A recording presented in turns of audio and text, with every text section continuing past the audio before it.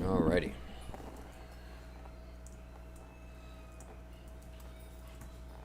Good morning, everyone. I saw some people were reaching out to me overnight. I actually passed out about 7 o'clock and slept pretty well till about 6 this morning, so I'm just getting started myself. Catching up. Already got some people on the Discord call. I see we already have some people on the stream. Good morning, everyone. Thank you for joining us. See Jen showing us his screen right now. I appreciate that because I've been wanting to see where we were sitting at on your fib chart.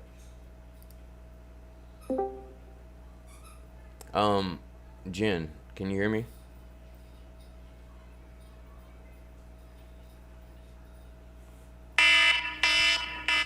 Oh gosh, here goes my alarms. Jen, if you look right there by where you saved the chart name, you'll see a square. That square right there.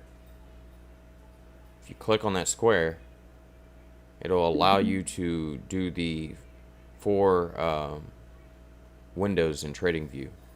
So I'm not sure if you can hear me or not. He's probably at work and just left us in the room. Yeah. Cool. All right. Good morning, Reg. How you doing?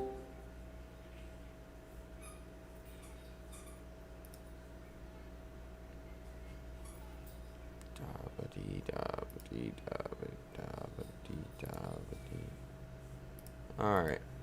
Let's look at what we're doing. What's going on today? Share your screen. Yeah, I'm about to now.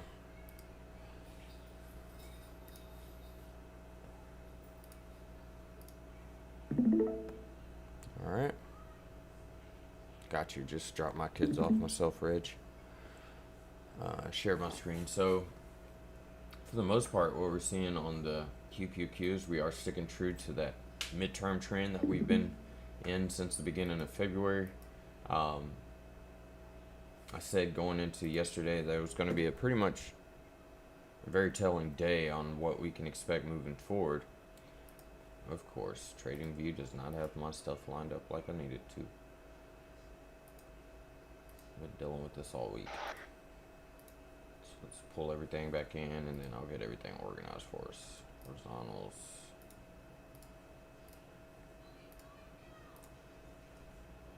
Group. Trend line.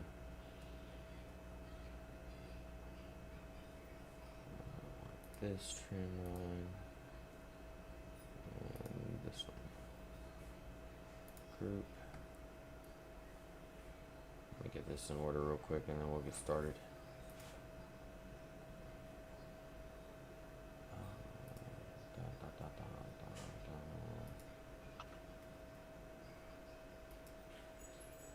So in regards to what I was referring to, let me hide our horizontal lines real quick.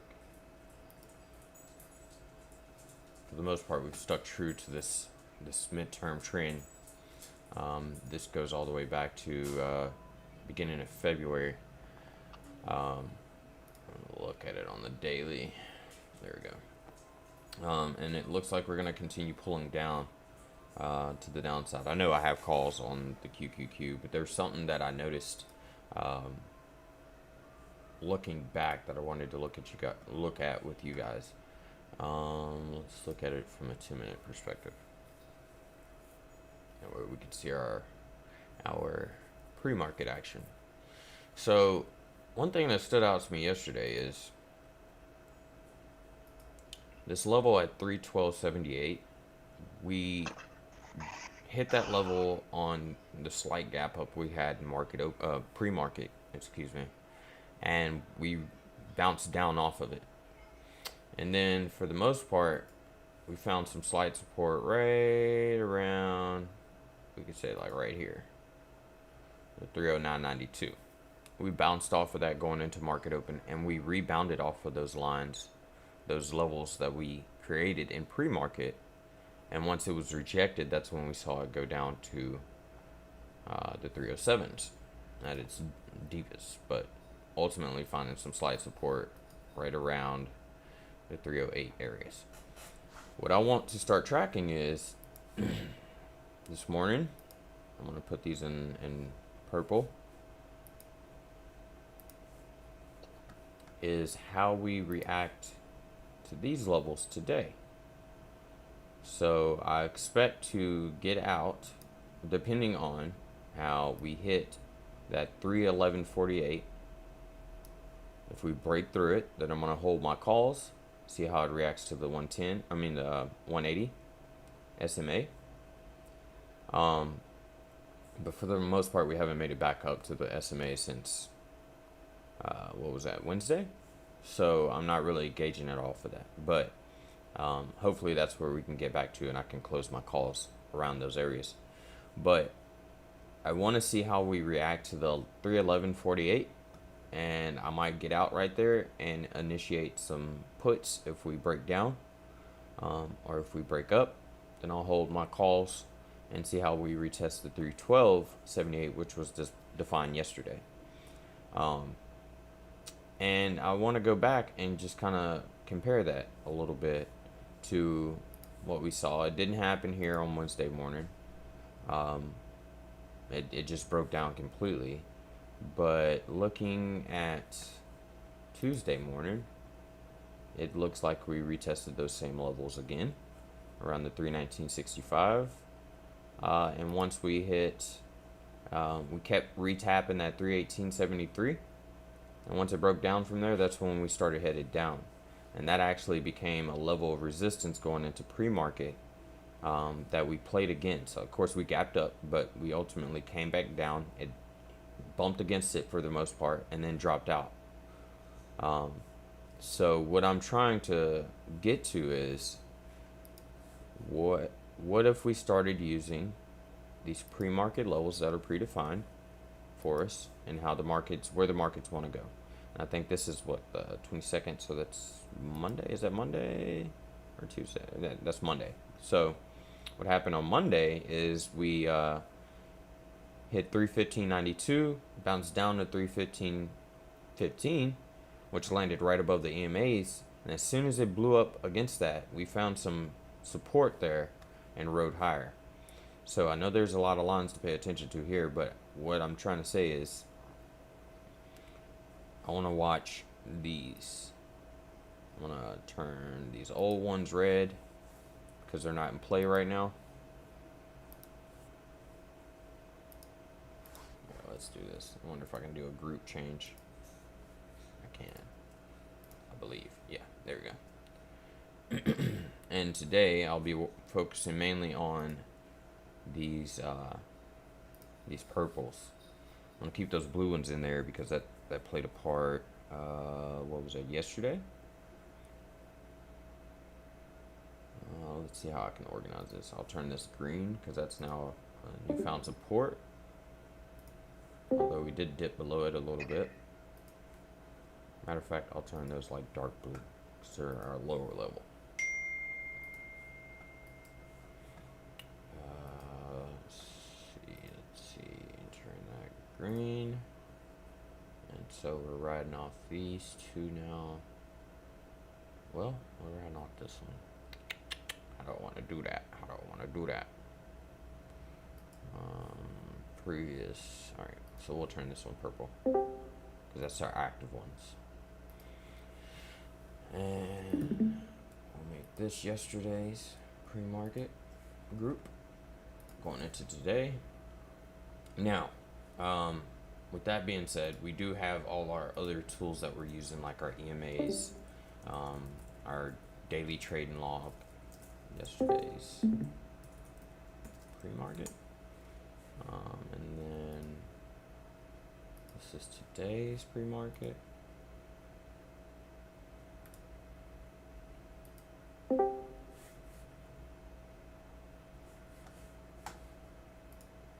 Rename that real quick. Today's pre-market. And then these other ones I'll just do like previous or something.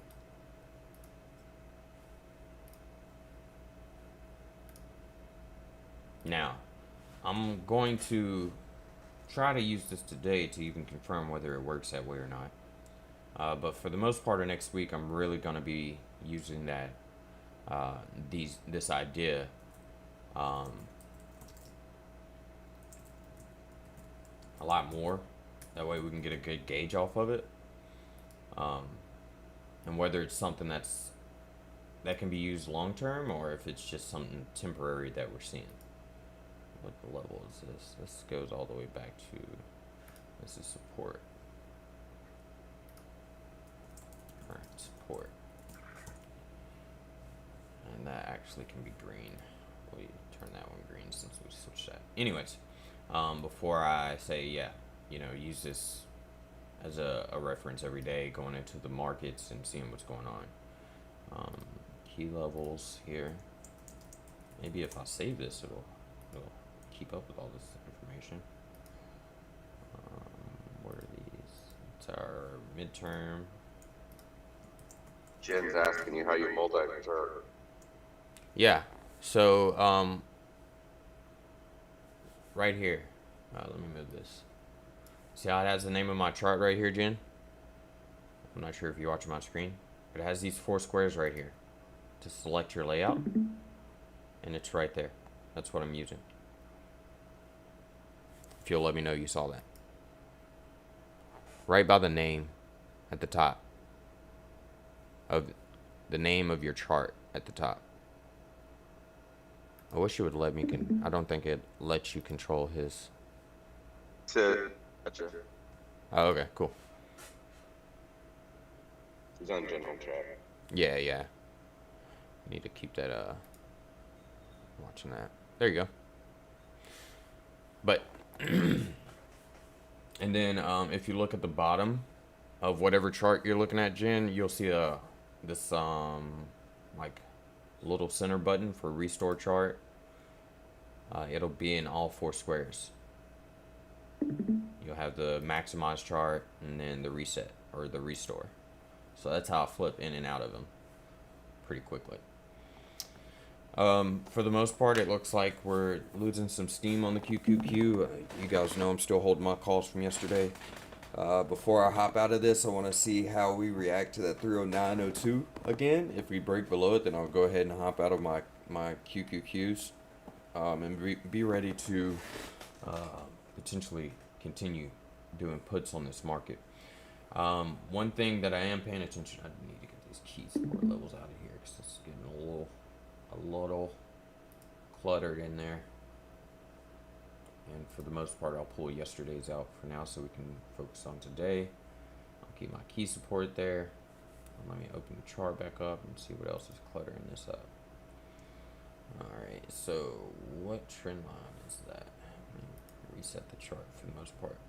And really to verify this more, we could honestly go back even further than this week and look more at how much that really is true. Looks like it's true here for the most part. True here. There it just kind of plateaued pre-market and took off. I don't know if that was that a weekend? Nope, it was not. Let's look right here on the 17th. Computer's going slow this morning.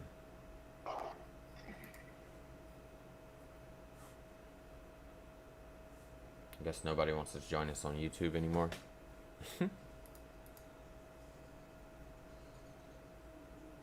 Oh, yeah. Tons of feedback. Sorry. forget I have to use my headphones for you guys now.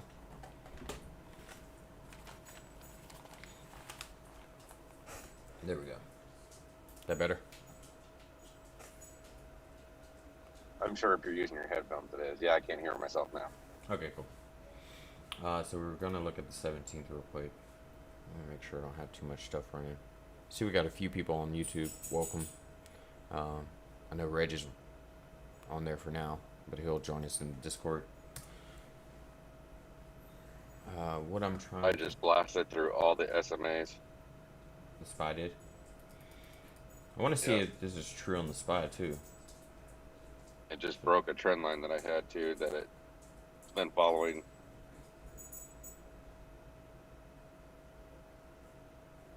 So from what I'm seeing on the 17th, this was true. We gapped down. Stop moving. Man, I'm really killing this PC. It's getting old on me. Okay. Where are we at? 17th.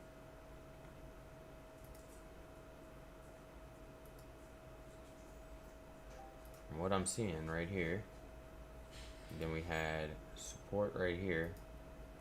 And what it did was, it looks like it tried to retest those levels, broke down, and found support. I know it broke below those lines, so it's kind of hard to gauge that when that happens. Except when you have these harmonic candles right here, that kind of gives you that idea that it's going to stay above the levels. Roger Willington. Been down. I'm at 100 shares, 15.15. I'm holding it until it hits 25 again. I have a few shares if you look at it. If you can look at it. Yeah, we can check out RMO. For the most part though, we've hit that support level.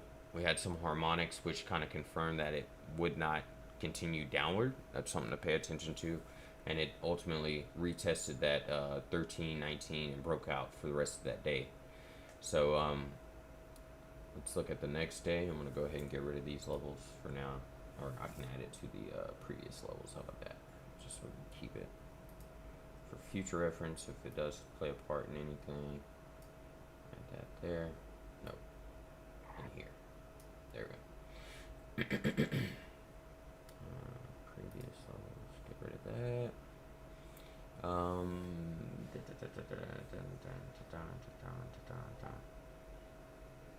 So here we hit that support.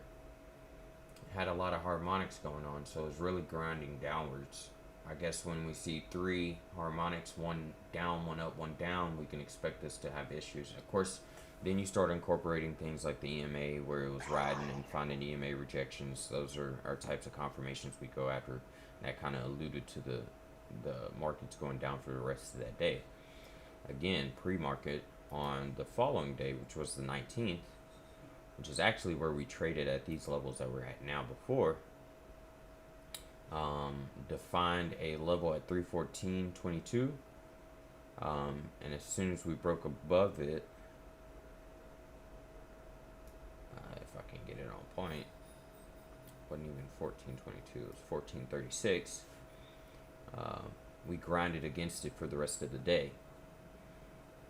So I'm not saying this is something definite, but it is definitely a guideline to follow, that we can use to follow and making expectations on what's going to happen.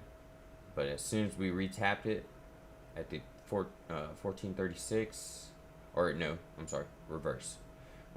We tapped it pre-market, fell down, broke this after hours level actually. That's where we broke down.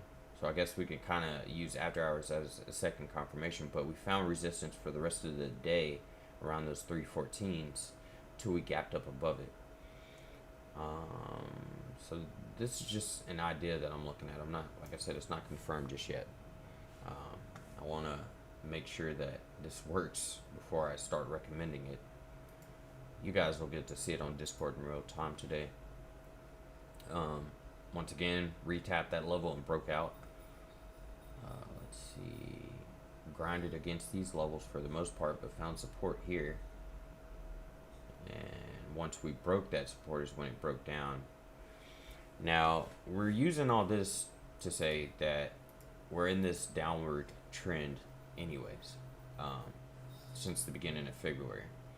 And what this will help us incorporate is how we will act within that trend over time, and kind of gauging what's going to happen for that day specifically versus long term. And this almost retap. Oh, stop it. My stuff is moving slow today. I need to restart this PC, but if I do that, I'm gonna cut off everything. So, currently defining a compression here that I want to pay attention to going into today. If this is true, my idea of using pre-market levels to kind of gauge where the market's going to go for that day. And for the most part, what we're seeing is something to this degree, which falls right into that zone. So right around, that's after hours for today. We'll kind of be able to gauge this going into next week and what to expect from there. But today the experiment is to see how it reacts. Let's look at the daily trading log because I think it's 7:49 already. We have a score of 5. We had a score of 5 yesterday, but what we saw yesterday was the NASDAQ was down and everything else was up, and the NASDAQ continued pushing downwards. So I'm going to watch to see if that's true or if we see the reverse today. Hopefully we do with us holding our calls. Hopefully we break above that, what was it, 311.48, and push higher, which this will also go into the other day where we had our calls and we were trying to analyze whether it'd be worthwhile holding our calls into today, which we're really trading right above where the market's opened on on Thursday. So we're not making too much progress as far as. Good morning, Dion. How are you doing? Thank you for joining us. For you guys that are new, we have a Discord channel. I'm gonna send you a link here in a second. You can join us there. It's free. And we tend to have continued conversations even after we finish our coffee and stock sessions. So you'll see that in the chat now. Feel free to join us. Thank you for joining us this morning. All we ask is that you share the live stream on YouTube. Nothing more. So, but thank you. So I'll be watching that. Let's look at the SPY now and see if the same thing plays out, because we have about 45 minutes before market opens, give or take 40 minutes or so.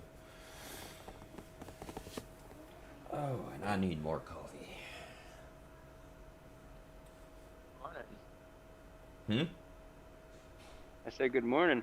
Good morning. Who's that? So John? We're looking at John. Yeah. We're looking at calls for QQQ today. Is that what you're saying? No, I'm not saying that just yet. What I'm saying is we're going to see how it reacts. I can't remember the exact level. It was in the 311, I think 311.46. I'm not sure what part of that conversation you caught on to, John. But we'll go more in depth into it if you guys need to. Using can be risky. Yes, I understand. And it's not necessarily using that to determine our calls, Jen. It's basically using it as an additional indicator on those pre-market levels to determine, okay, if we retest this level and break out, then we can expect it to continue going in the direction that we're headed. And even if it retests those levels and breaks down, we can kind of use it to gauge that support that could kick in on us too. Jen's typing in the general chat, by the way, but he's on the call with us. So,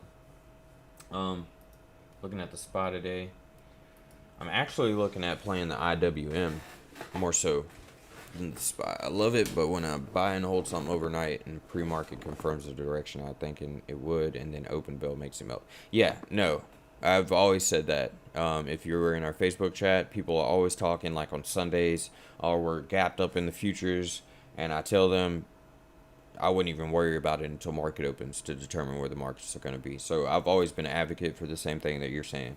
And I'm not talking about necessarily using this as holding it overnight either. This is just for the day trade aspect of it and using the swings in the markets to kind of snatch some of the gains intraday. Cool.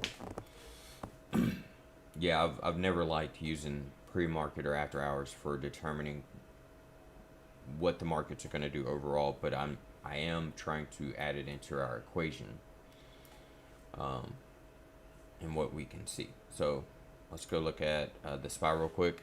I know Roger, you wanted to look at RMO, GI, LT, and IDX. I don't mind doing that, but we're currently doing a small account challenge as a group, and we kind of recap on things in the mornings. All right, so let's see how much that plays out. Let me get rid of all this.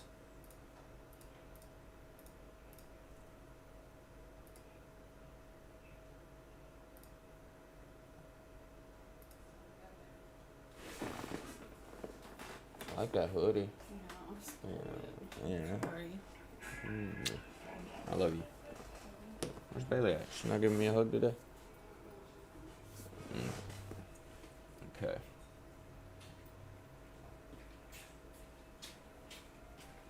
So to some degree it plays true.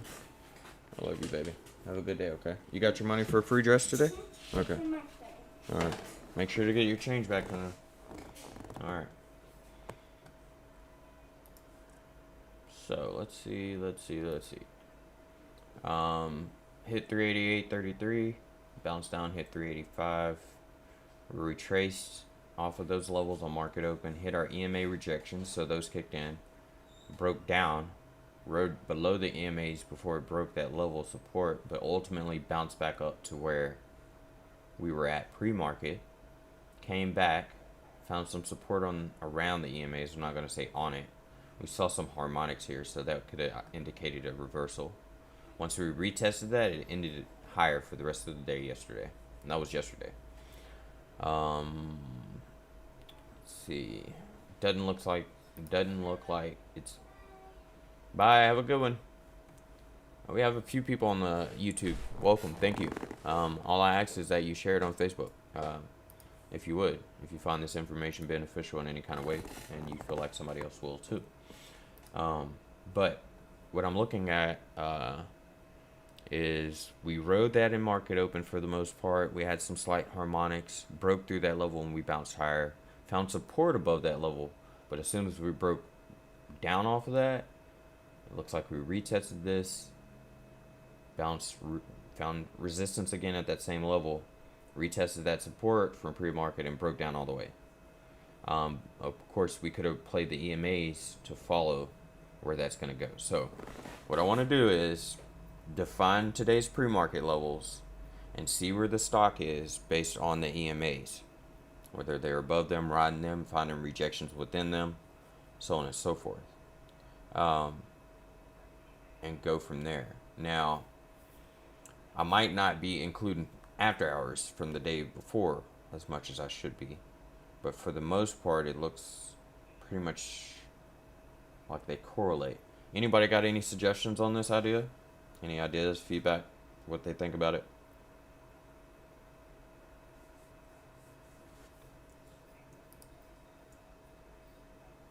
Like I said in the chat, I actually think it's a pretty good idea. This idea is what led me to kind of focus on LYB yesterday. And also the same thing made me look at DRI today.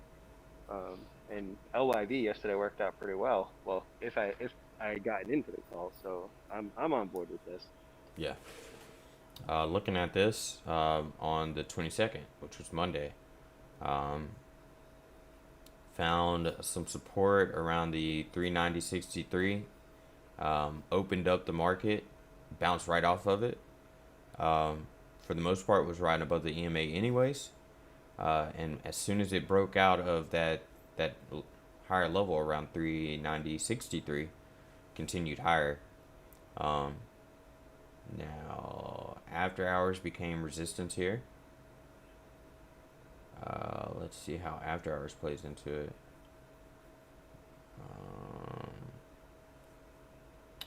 Looks like after it broke that level, it broke down. I'm gonna clean all this up, and we'll start with today on this.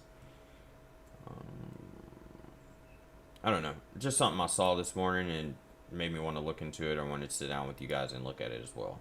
It's now about to be 8 o'clock, so I'll go ahead and look at some of the things you requested here in a second. Let me go ahead and define this morning on the SPY. For the most part, Jeff, I think you have some SPY calls. Is that right?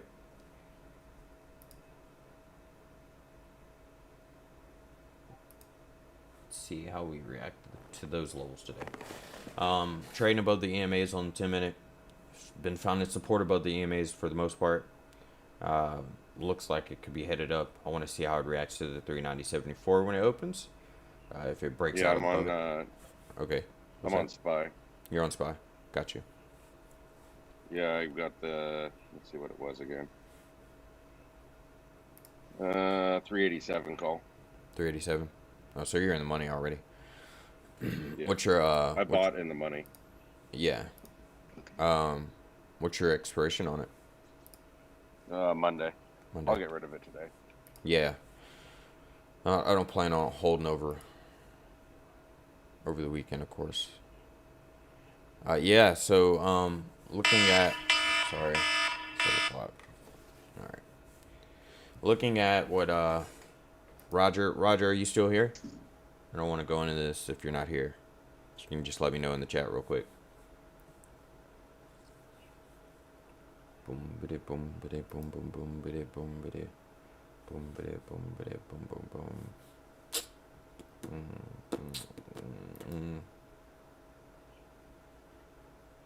Yeah, I need to look up that link that Jen sent me. I'm waiting on Roger to let me know he's here before I go in depth on this, and he's not even here. Of course, some of us are already holding RMO, so I'll look at that. G-Tech is one that Justin was talking about. I've been preaching about G-Tech and RMO side by side for the most part for some time now. Of course, these are long-term holds, so I'm not trying to let the market volatility affect how I feel about them. Pretty confident on both of them for the most part. I do remember the exact amount for my refund. Sorry, I thought I did, but don't want. I can look.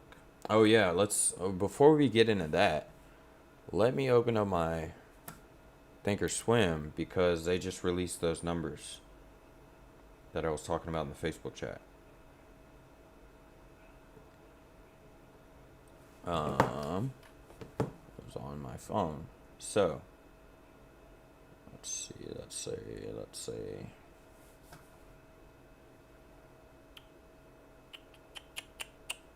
Did they not release them already?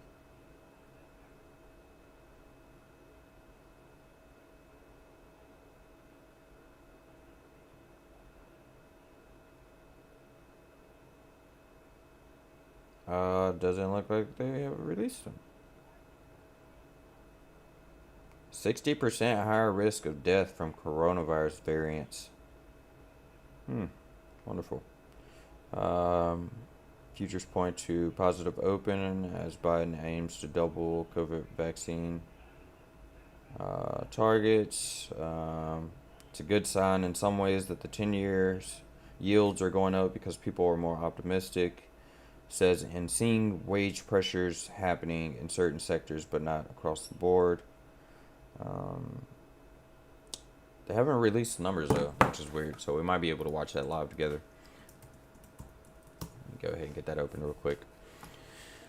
Alright, Roger hasn't shown me that he was still in there on the chat, but for the most part, if anything, what's going on with the RMO is you're buying this for a discount. Very cheap. Let's go back in time a little bit on it though. I need to save this, by the way, so it keeps my charting in place.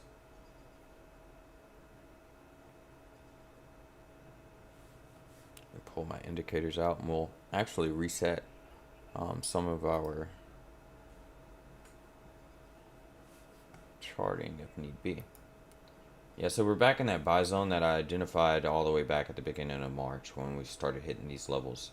Of course, we broke down because the NASDAQ continued pushing down.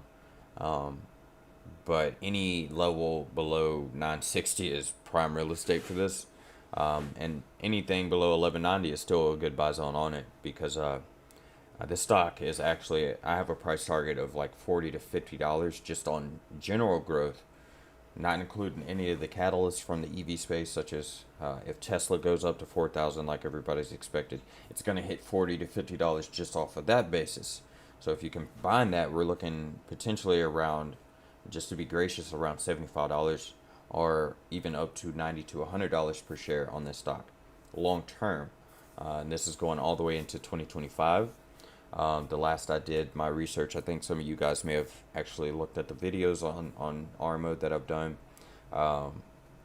Their revenue is phenomenal. It's going to double their market cap, actually, by 2024. And then continue to at least be about 60 to 70% in revenue. They only have captured the American and U.S. markets, which are about 229 million. Or billion, excuse me, but the overall EV space that they can capture is around 665 billion or so. So they're only targeting a third of the market right now. This doesn't include any, acquisitions or any mergers or partnerships that they could come up with. Currently partnered with Borg Warner, which is a transmission propulsion manufacturer and electrical component manufacturer. And then also with Heritage Environmental Services, which is a waste management. So RMO is going to be making batteries for all Class 8 vehicles. They already have the certification and ability to do so. I think they're actually working on patents for their technology for it if they haven't already completed that. They're working on Class 7s as well, which are your existing 18-wheelers and larger service vehicles. They are also buying out RMG, I believe, on the 30th. I know they merged together, but I think they're actually buying them out. I don't know. I saw something that actually went against my research on it, where they said that they merged in December 30th of 2020. But I saw something else directly from RMO's presentation, quarterly presentation. I think it was their full year actually, that said that they were planning on merging with or buying our RMG on the 30th of March, which would bring about 249 mil into their market cap, which is about 16% of the 2.2 billion that they're worth now. Of course, they have earnings coming up on the 30th. They have their warrant exercise set for the 5th. We all have warrants. Well, the people that are on the team following this have warrants till April 5th. We're expecting to exercise them by today, actually, versus waiting until earnings. Which, the way they're performing right now, probably going to go ahead and get out of the warrants and just go ahead and buy my equity share in here and hold it long term, unless it's going to continue pulling down. We are developing a monthly trend that it's been in.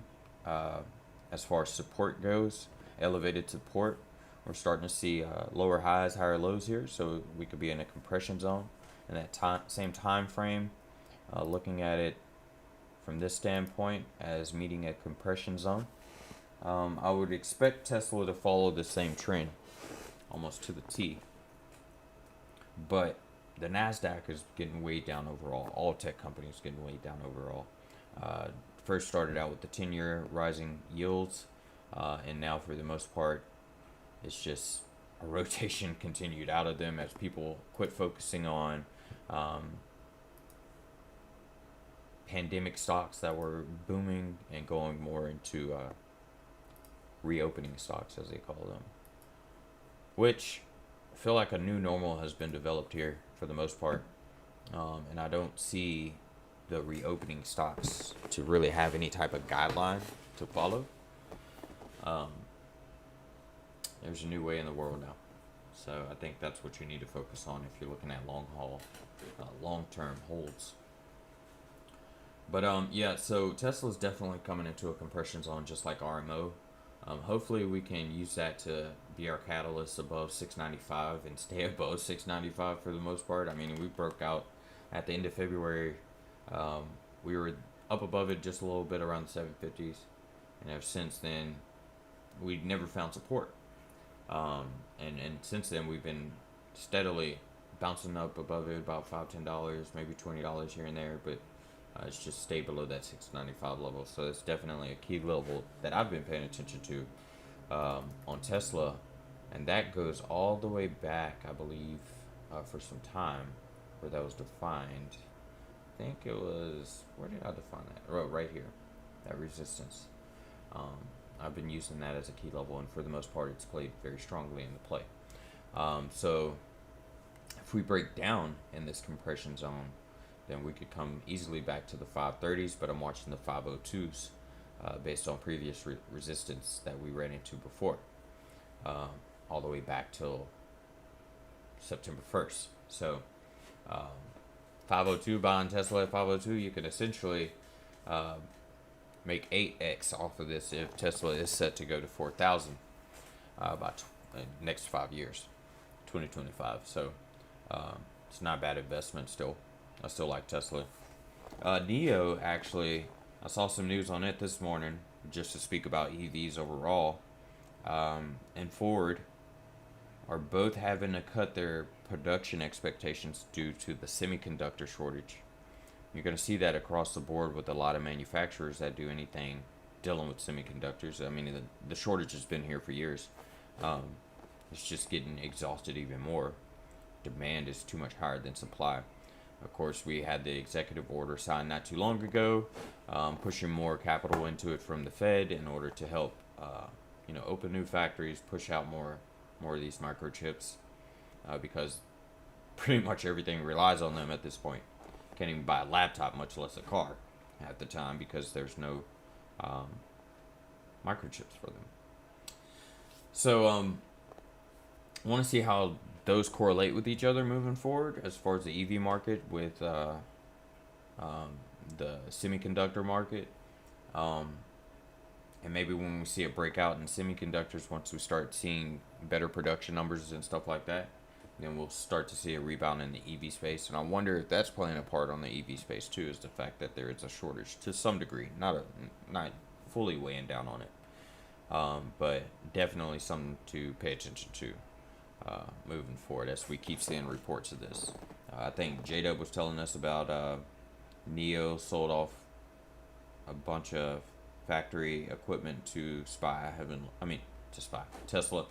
I haven't looked into it too much. I'm looking at the SPY right now on my phone just to see what it's doing. I'm waiting to see these numbers come out because they're pretty important. Hey, I found another company I wanted to add to the semiconductor list if it wasn't on there. What is it? Let's do it. MX. MX? Yep. Okay. They're based in Luxembourg, I think. Okay. And they're relatively inexpensive compared to the rest of the semiconductor market. Yeah. I think those are like sitting at like, what, 300, 400, 500 a share? Yeah, and they're probably going to end up getting bought out by somebody big eventually here. Yeah.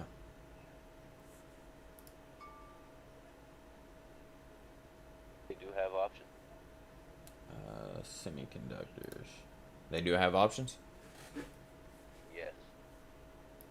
Oh yeah, these are like 100, not 200. You said MX? Or MX what was it? Magna chip. Oh, I see it right there. Cool. Oh, they're sitting around $20. MU's not too expensive either. ON or AMD for that matter. I'd like AMD at these prices. Yeah, they've come down quite a bit. Yeah. It looks like this has just been on a steady uptrend.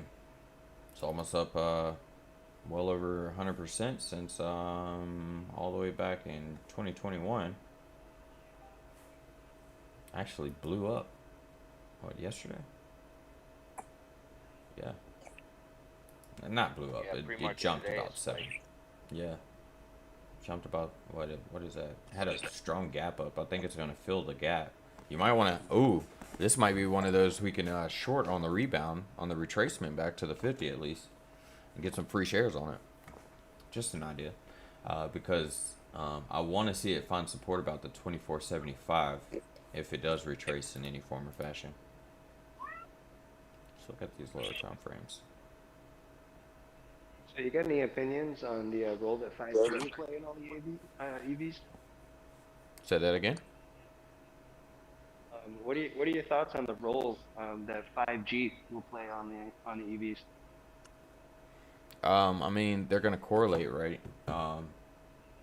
Because the EVs are going to need something strong enough to push all these updates over air, for sure. As far as 5Gs, you can look at, you know, your Verizon's, AT&T's, but I think in 5G you need to focus more on what's built in the infrastructure. So that would actually be your Nokia and your Ericsson. Those are the two top leaders for the infrastructure of 5G. Although that the service providers are being shown as AT&T and T-Mobile, Sprint, and Verizon. They're using the infrastructure that Nokia and Ericsson are building, for the most part. And I would watch Ericsson more than I would Nokia because it's performing better. It's more expensive. The market cap is larger. The shares float is shorter for Ericsson, which is why the stock price is more expensive. And Okay. in I'll wait regards for you. to in regards to quarterly earnings and stuff like that, I think Ericsson is actually overperforming. G-Tech, I wanted to talk about that because Justin brought it up. It's something I've been pushing for some time, for a good minute now. It's sitting around 14.70. It's out of that buy zone between the 11.40 and 13.40. It's only $1.30.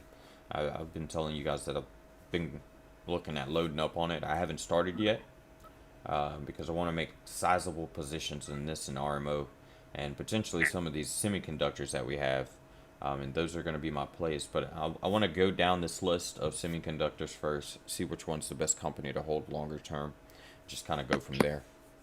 Let me see. We have playing around with your site a little. Where should I be working on payroll?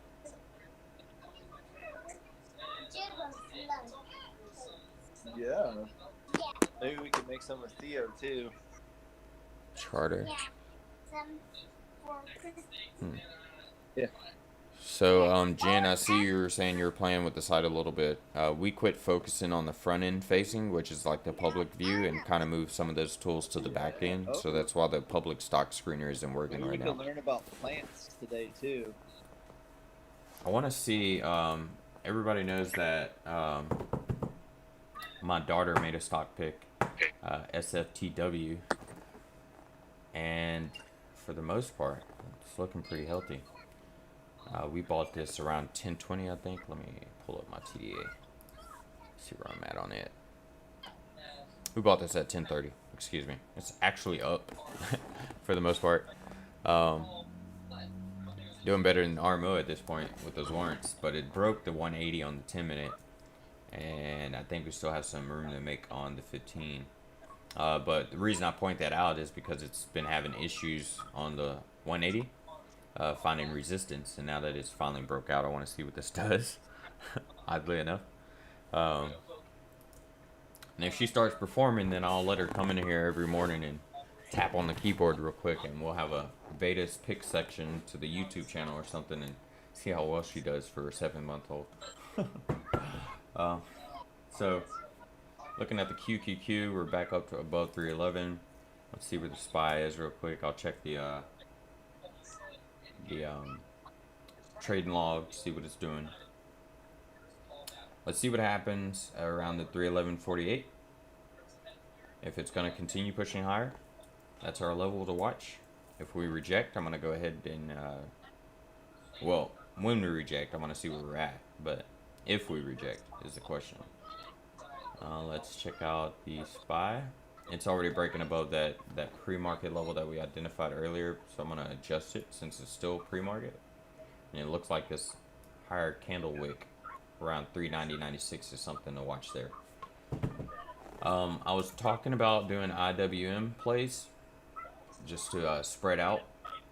We've been heavily focused on the QQQ, and I think that's something where I personally have been messing up and making mistakes. I shouldn't just be focused on one, due to the fact that even when the SPY and the Russell are doing well, the NASDAQ has been red for the most part. And as you can currently see, that's true for today. I did add a column here where we can track the NASDAQ throughout the day, and even from yesterday's performance as well. I might do another column for the IWM. But for the most part, we have a score of 5. We had a score of, what was it, -3 yesterday, and then we finally went positive at the end or something. But the day before, we had a score of 5, and it went in the reverse. And that's why... What's that? So yeah, Wednesday was 5. It was kind of rough. Yeah. So this is basically a stress level test, right? That I'm using or looking at, and why I'm using it is like I told you, we're typically sitting between a 3 and a 5, and then 7 and 9s are like overextensions, like we're pushing too hard, and I expect it to come down a little. But now it looks like we've dropped down to 5 to 7s being stress levels, with 1 to 3s being kind of normalized growth in one direction or another. So I'll be trying to adjust that appropriately and using it in our analysis going forward. But for the most part, the international equities are up, which means a lot because they've been dealing with potential closures. Some countries are closing down over there. Some are considering it. I think France is on the cusp of probably shutting down, locking down again. I think I saw like Iceland or Greenland is locking down or something, and Germany's considering it or something. And we'll go from there. Sorry, my wife's texting me one. I'm not paying for callers for it. Yeah. Okay. Alright, so we got a few people on the live stream. We're going into market open. If you can let me know who's still there real quick, that'd be great. If you're not talking on the Discord, can you mute your mic for me? Thank you. Alright, let's see. So we're about 9 minutes out.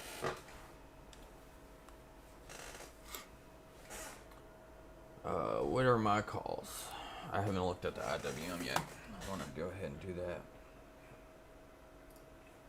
Support that was defined on pre-market yesterday.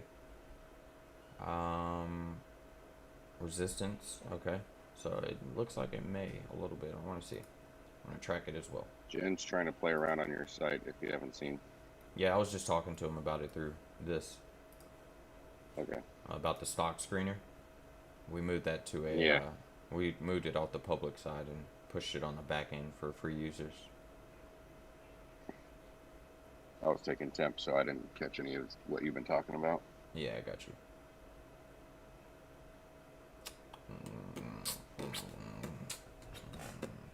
Look at this day and see how it acted there. Of course, this is just a thesis. I'm not saying this hasn't been verified yet, so don't hold me by the neck. Saw some harmonics here, so we bounced back up. Okay. Harmonics here, for the most part, and bounce back down. So I guess it's just those confirmations. I wonder how these look on the longer time frames too. That's something else we'll have to gauge before we can actually. That's why I said I'm gonna spend next week before I say this is something true. Now, for the most part, the IWM has a very large spread on it too that I've been kind of paying attention to, which is why we were dealing. Well, it's only like $2-3 there. Let me see. Yeah, 228, but I think that day was a volatile day. 227 to 230. That's $5 day. For the most part, it was kind of compressed here though. There's volatility in the market, so price ranges are going to be extenuated. Can you do me a big favor? Can you put some coffee in here for me?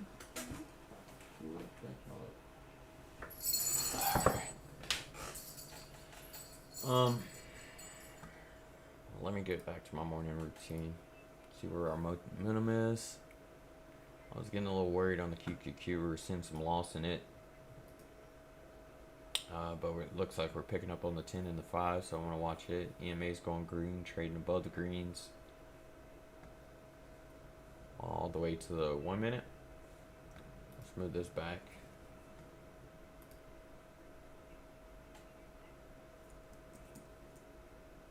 I want to focus on QQQ the closer we get to open though, so I can determine if I'm going to exit this thing or not, or if I'm going to load up some more calls on it.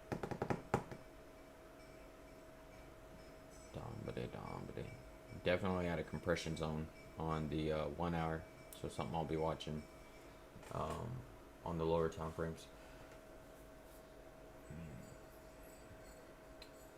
Showing reversal on the 15, but it has to break the EMAs.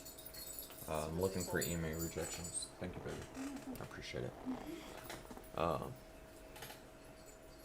Looking at rejections, which those rejections lie right around that 311. If you're looking at the 1 hour here, we can blow this up a little bit. Get this watch list out of the way as well. Give us some more real estate.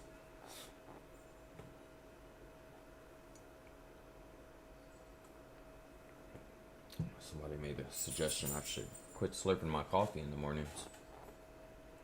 So I just quit drinking coffee. But for the most part, I mean, that bottom EMA has been rested on these 311.48 levels. We've been bouncing off of that.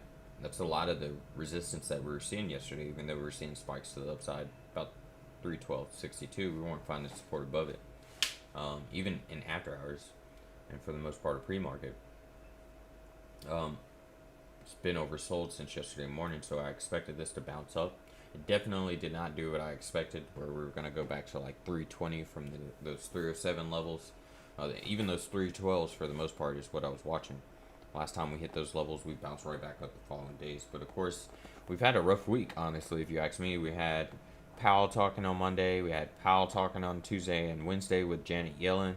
And apparently Yellen talking about increasing taxes on corporations played a part into it. And then yesterday we had Biden's first official news conference, and we saw some things jumping up and down for the most part of that. So today we have consumer spending and income numbers, which have not been released for some reason. That was supposed to happen at 8:30 Eastern time. It's already 8:30 now Central. That's why I wanted to pull this up so we could watch that. Still haven't released anything, so I don't know what's going on. I feel like that's gonna make or break. It's like a pretty crucial metric. It's two different metrics coming in for the day. There it is. It came Like in. the income one, Yeah, it came in. So I had to look at the SPX. I don't know why they didn't show it on the spot, which is really weird.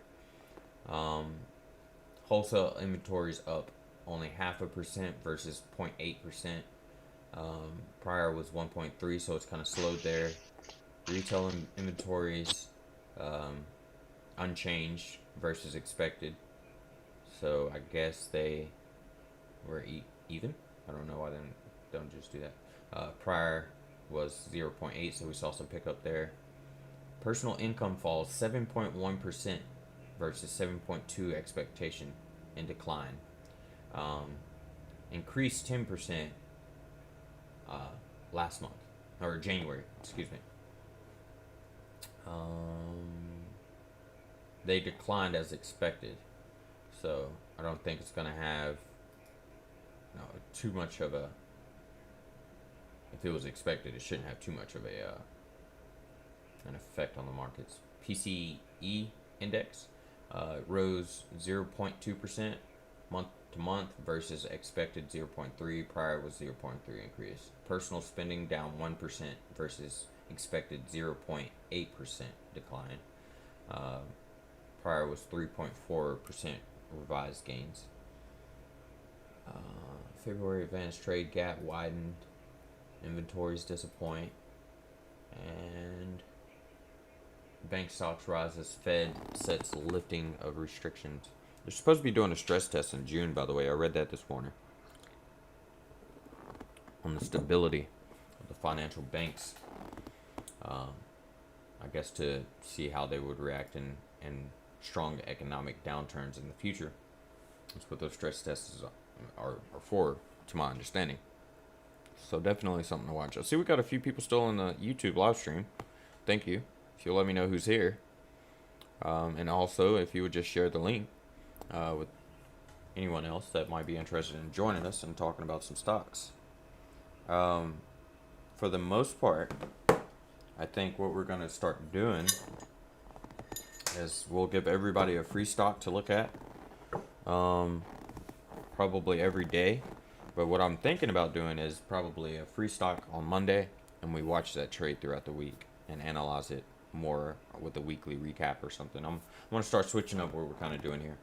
I'm also thinking about doing a small account competition versus I want to gauge it. I want to use our trade tracker in order to do it, so we can actually build some credibility here. And you can use credibility to determine how well you listen to somebody. So, outside of this conversation that we hold as a group. All right, market opens now.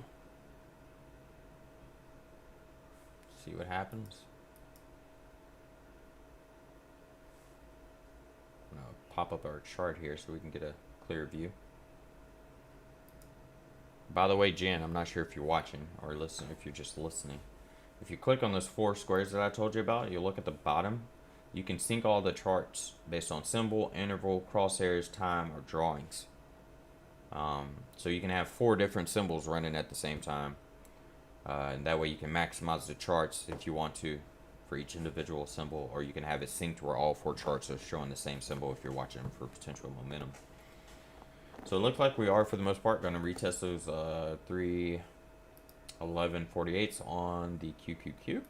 Let me check the smaller time frames. It looks like it might reject at those levels a little bit. Riding the EMAs on the 1 and the 5. Just crossed on the 10. Needs to hold up above there.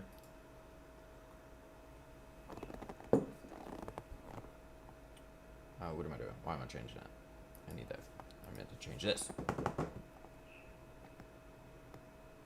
Breaking through the EMAs on the 30-minute, but that 34 EMA might cause rejections here. So if it surges above it, I'll hold the calls I have. I'm actually down $54, but that was with a $27 theta on it. So essentially $27 overall. Still positive on the call itself. My SFTWs are up $8. 18 cents for beta. I'm gonna see if my daughter, oh no, $10 no. I want to see if my daughter does better than me. But like I said, this is a compression zone, so I expect us to hit those 311.48s and potentially come down. Now if we break through those, then we're out of the compression zone, but I don't think it's going to go much higher, probably about 312.50 or so, where it hits that other 55 EMA, which is typically what happens in a downtrend. So we just broke above 311.48, broke above the EMA. If I see a rejection here, I might go ahead, and I'm down $11 on the call, so, and that's today. I was up since yesterday for the most part. There we go.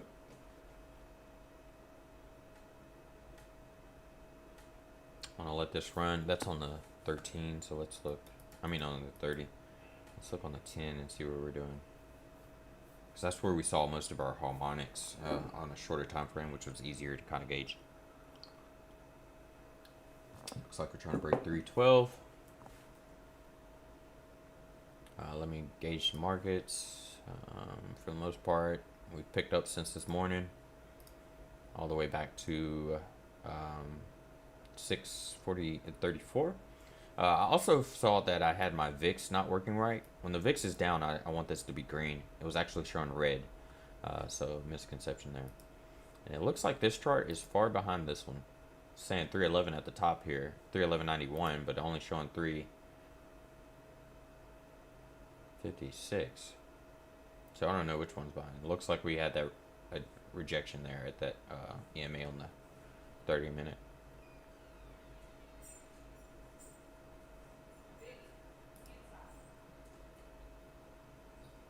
There's a 10 minute here. 311.61, 311. It looks like they finally synced up. I did hear something about TradingView being 5 minutes behind. For the most part, I've been trying to determine how true that is by comparing it with TOS. If it's true for TradingView, then it's true for TOS, which is concerning. But they're pretty much synced up right now, for the most part. 10 minute trying to go green on the EMAs there, but of course we need a double green for confirmation to the high side. One thing I was gonna say, it seemed like the plays between this week and last week, we waited for more confirmations of stuff. Yeah. Like, you would be like, oh, it's going this way. All right, I want to wait for this, or I want to wait for that, and we'd be like, oh, it would seem like we were going to miss out, but then we wouldn't. And then we would ultimately. I've been quietly watching my right direction confirmations. I've still been watching the confirmations. Are you not still as say it anymore? well. For the most part, it's a matter of depending on what time frame I'm watching the confirmations on, determines whether or not I'm calling them out. And the reason being is like the lower time frames. I don't like. We've been watching the lower time frames for the most part, right? Together, those confirmations don't imply what the longer time frames are really showing, which is really where we need to pay attention to. Now, I do agree. I haven't been doing it as much as I should have been as I was last week. Yeah, and I'm not even saying like it's on you. I just meant like, it seemed like the strategy had changed a bit. This whole week, because I've been kind of holding off from my strategy this week because it hasn't been working. If you think about Monday, for example. Exactly. Yeah, that's exactly what I was thinking about. Right. And on Monday, we didn't have that 30-minute confirmation yet, and it took off on us when we had puts. I think on Tuesday, the same scenario. But it looks like we are going to have some resistance around these 311s.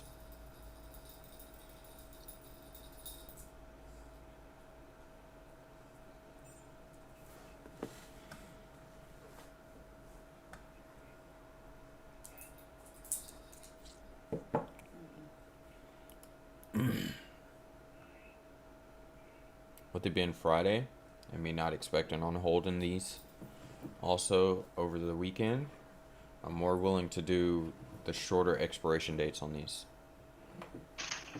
So you guys typically know when I do puts, I only do 7 days. When I do calls, I typically go after the 14. Another thing is, I've been trying to base my trades off where you guys have funds, and I can't do that. There we go. Expect some resistance around these levels potentially. That's where we closed about yesterday. Well, where we found resistance at the close. Let me rephrase that. We still have anybody on the? Oh, we do. We still. So, looking at the March 31st puts and calls for today, sitting at about 1900. I need to be at 26 to be on track.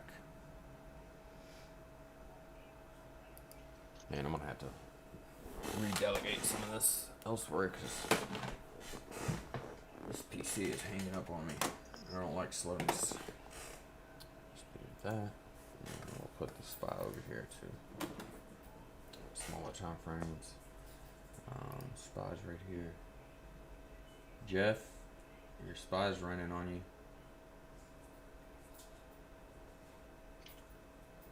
4 hour just went green on it.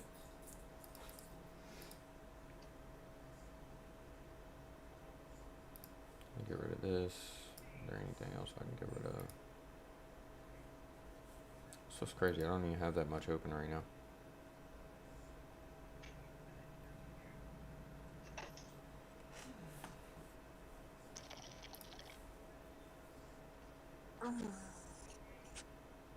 Yeah, I'm up 10%, $95. Yeah. I've been watching it here and there. Looks like it's gonna keep pushing though. 15's about to go green.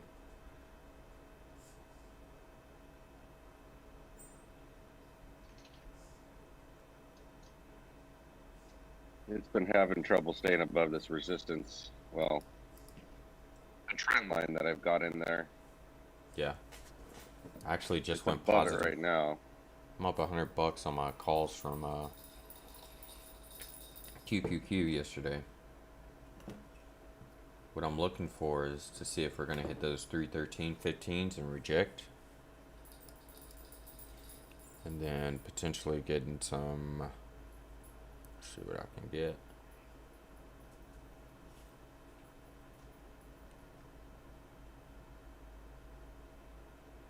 Might look at the 314s myself.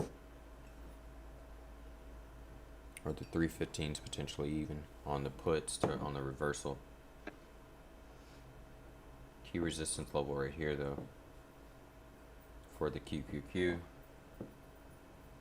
Spot still looks like it has some run in it.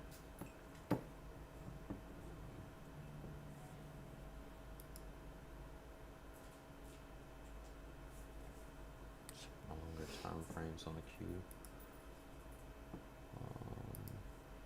15, 30, 1 hour,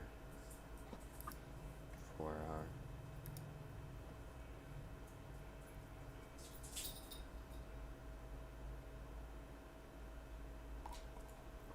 The beta's up $14 on her stock pick.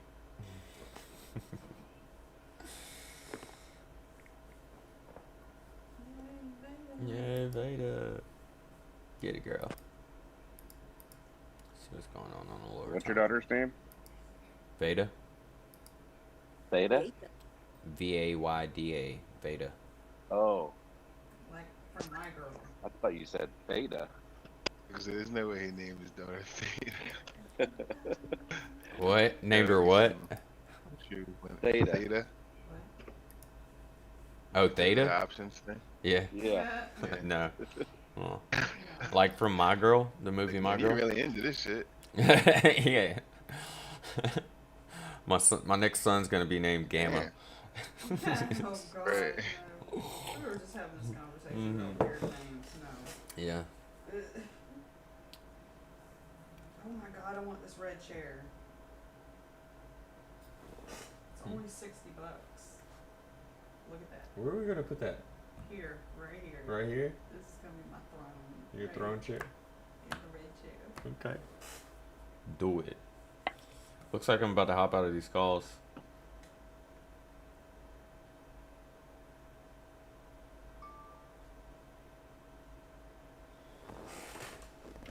Reason being is we ran into a EMA rejection on the 30-minute.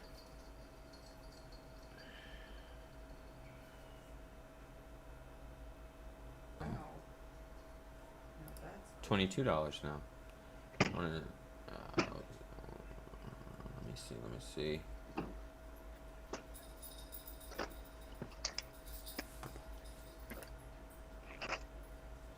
Now we're at a 7 overall. Oh. So I think we're hitting some stress levels. And the NASDAQ was green on your little chart there. looking at that. For the first time today. But for the most part, it's Maybe even been the fucking red. week. Yeah. It's down like Maybe even 1-2% for the week. I'm gonna watch Price this. breaking down on the 5. Yeah, it is. Pretty bad. Yeah. Just broke VWAP. Yep. All right. I'm hopping out. I'm gonna take what I get. I was gonna wait for that support level that it found earlier off the EMA, but it's just not sticking to it. Right around these levels, actually. It's where it should have stayed. I think I'm gonna keep holding. I'm up 208 total on mine. Yeah, on your spies. What about down that much? 203, but yeah, I think I'm just gonna hold. I want to see what it's gonna do here. I don't want to get faked out. Yeah. It's coming back to my trend line right now. I'm trying to. I don't have much of a choice. I need this to do something. So the difference is on the 1 hour, the SPY's in a compression zone. The NASDAQ has a lot of work to do before it reaches those levels. I'm glad I didn't sell mine. I haven't sold mine yet, by the way. I'm considering it though. Back to that theory. It was 1143, 1148.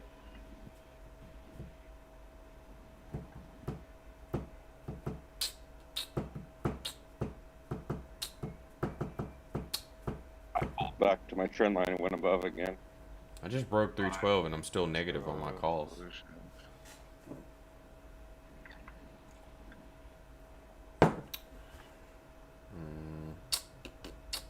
I'm looking for a double RSI on the 5 minute first before I hop out. See if it even makes it there.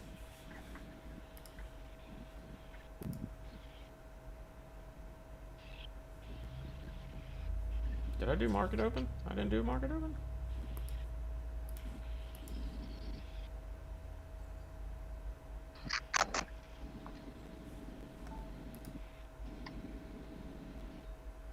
Riding those EMAs.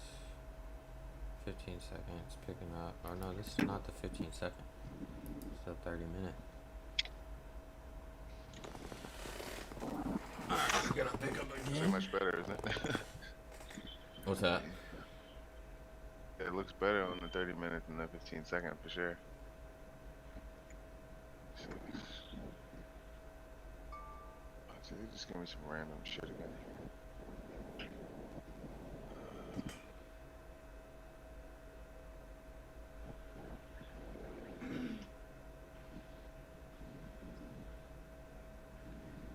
So we're green on the daily chart, trading log.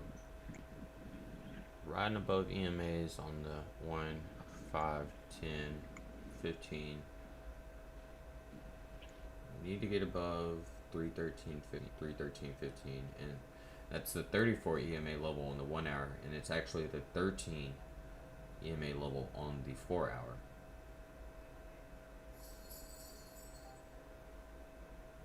Okay. So if we hit, and it's actually almost a 55 EMA level on the 30 minute. So key level. It couldn't be more critical, basically. Yes. What the fuck? Why is none of this shit here? Up $117 on my call from yesterday right now. Seeing some momentum loss on the 15, but still a lot of buying volume on those levels. So I think we're going to keep pushing. 1 minute's flipping. 13 still above the EMAs. I need a confirmation on the EMAs on the 10 minute. We're starting green on the 15 on the EMAs. Actually tapping the top 55 EMA on the 30 right now. I won't say it out loud, but RMO's at 1184. Well, you say that, but it shows up on my live stream regardless. Justin. Your son's name is Adam? I like that. ATOM. It's cool. It's Yeah, but if I don't physically see it, then like typing it is different, right? Oh, like jinxing it basically? Yeah, Or what? but like, Yeah.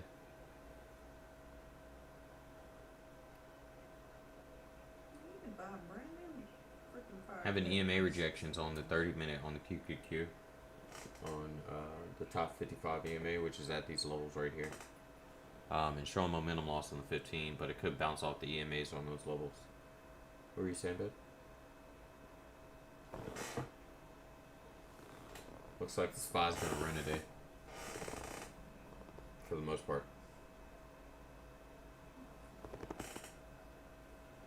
Come on, Q. Let's push it. Looking at the QQQ is like watching a old man with a cane trying to run a track meet. Hobbling along. Don't you do it.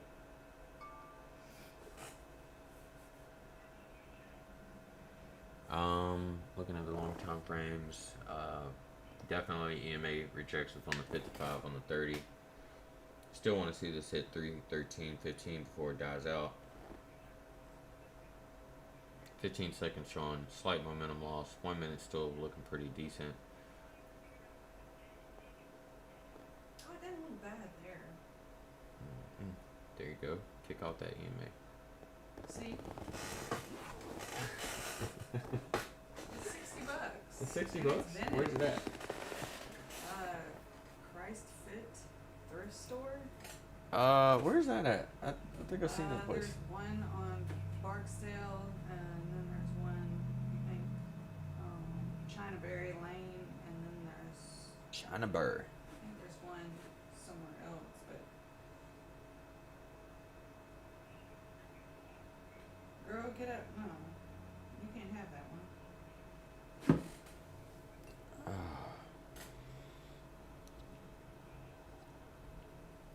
$80.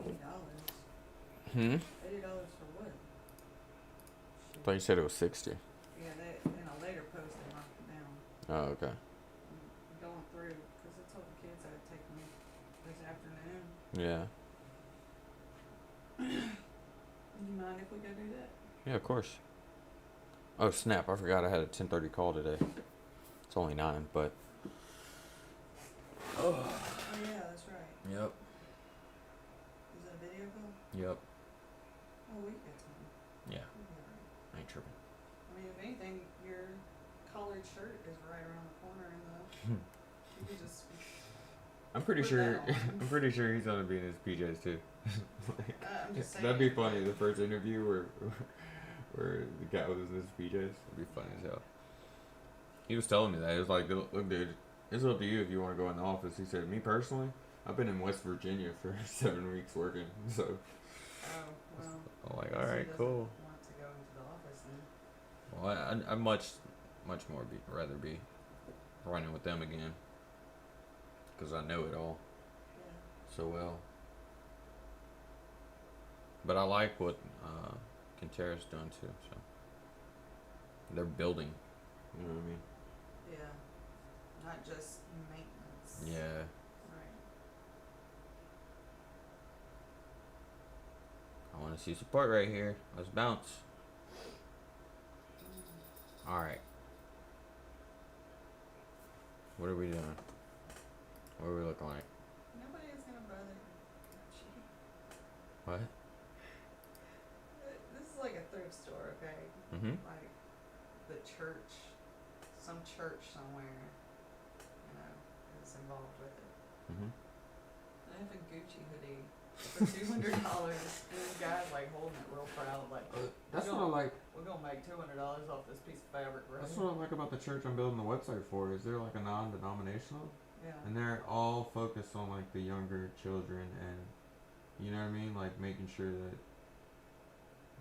they're modernized, I guess you could say, or just up to date with everything. Yeah. So like you got people posting pictures in front of their like Mercedes Benz, like these younger kids, and stuff like that. Like that's the type of events they hold and stuff for the kids. It just kills me though that these churches think that they can open up a thrift store Yeah. and then sell like an item that's about 15 years old Yeah. for the price that somebody was bought it Yeah. 15 years ago. originally. Yeah. And I'm like, nobody's gonna do that. Yeah. That's the point of a thrift store. Right.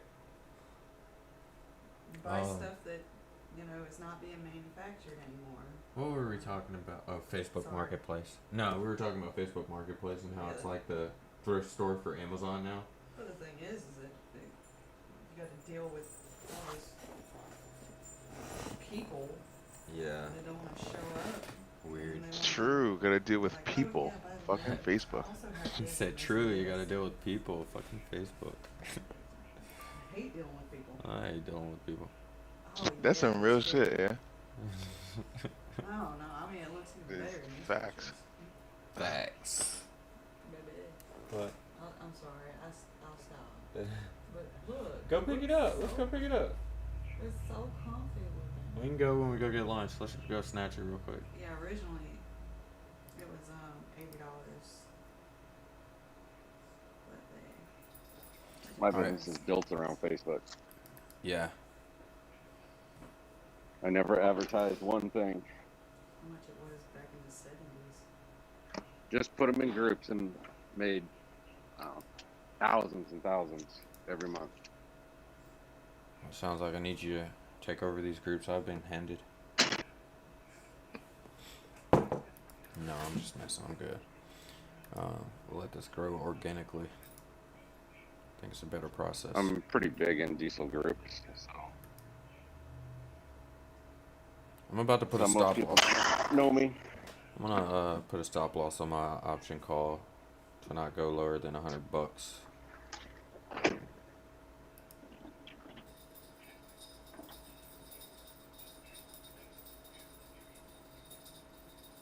Wants it bad. It's like, Yeah, it does. come on, I want to be good today. Jesus. No. I want to be a good boy. Just let me do it. What? What are you talking about? My mom's watching the video. Your mom's watching my live Yeah. stream?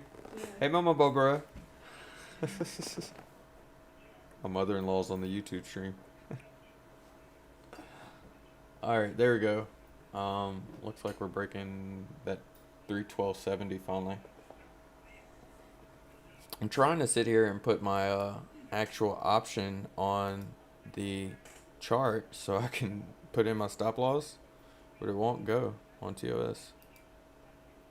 And I'm about to lose the opportunity to hold it. There it goes.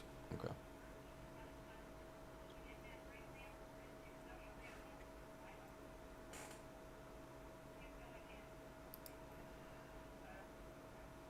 So one thing that I utilize with stop losses on options on TOS, I don't know about Robinhood, is I set my price point where I don't want to go below, and then you can ladder attack it, like go up every $25 that it goes. Of course, you got to put the stop loss below the third bid, second or third bid. Not sure if you guys are aware of that.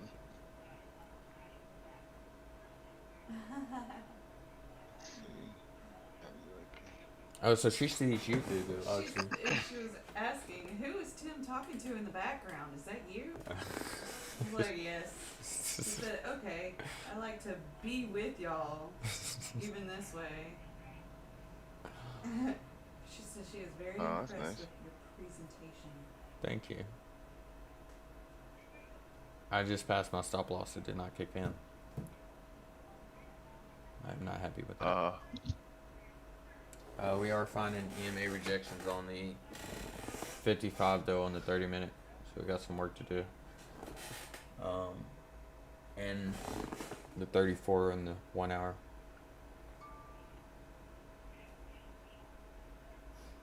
Fill my order.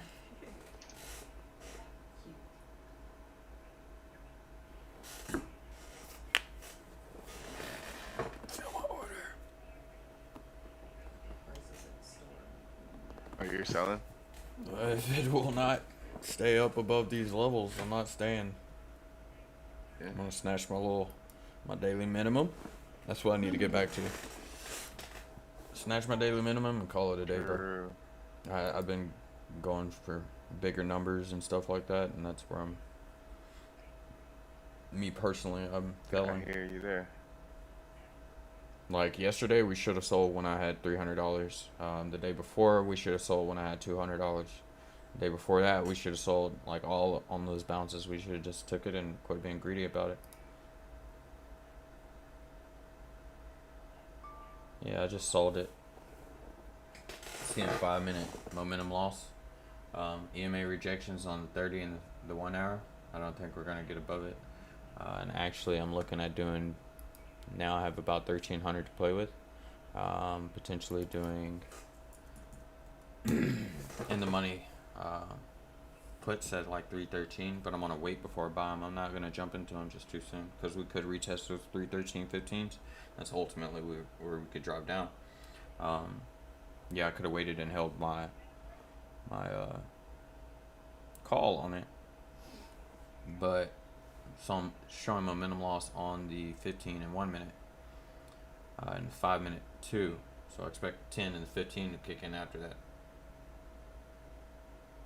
SPY's doing very well. Showing a bend on the 15. Well, that's what we were seeing in the last few days, though, was the SPY, the IWM, and even the Dow were doing better than the NASDAQ was. Of course, it's kind of leveled out with the SPY and how much that it's picked up. But that's what is catching my attention is that 7 right there. It's pretty much stretched out. What time is it? 9. Okay. So I'm gonna give it like another roundup, but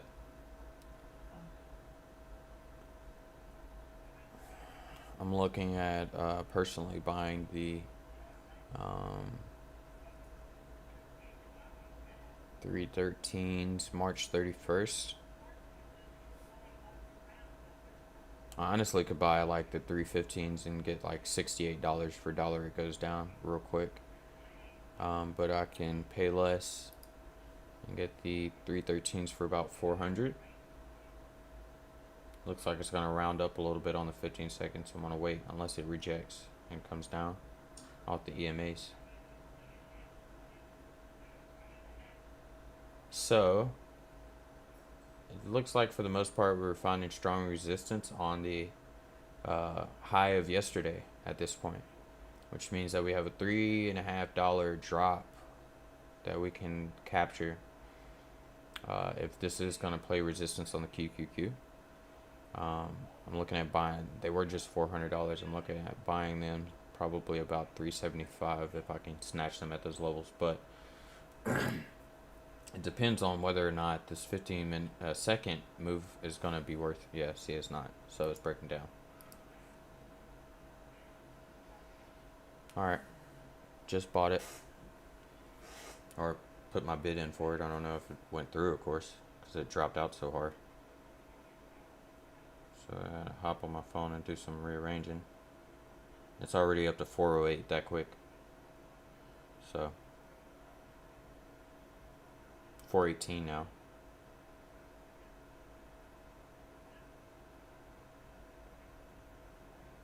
409. Come on, pick back up a little bit. Fill my order. Yep, filled my order. Thank you. Alright, so QQQ is about to fall, guys. Can't get above those 55 EMAs. SPY's still running though. And it looks like the high on it is actually tapping the 180 on the 30 minute. Just crossed the 180 on the 15. And it's tapping the 180 on the 1 hour too. So let me see what I'm looking at on the SPY. Of course, it just bounced on me. Oh, my ears. My ears.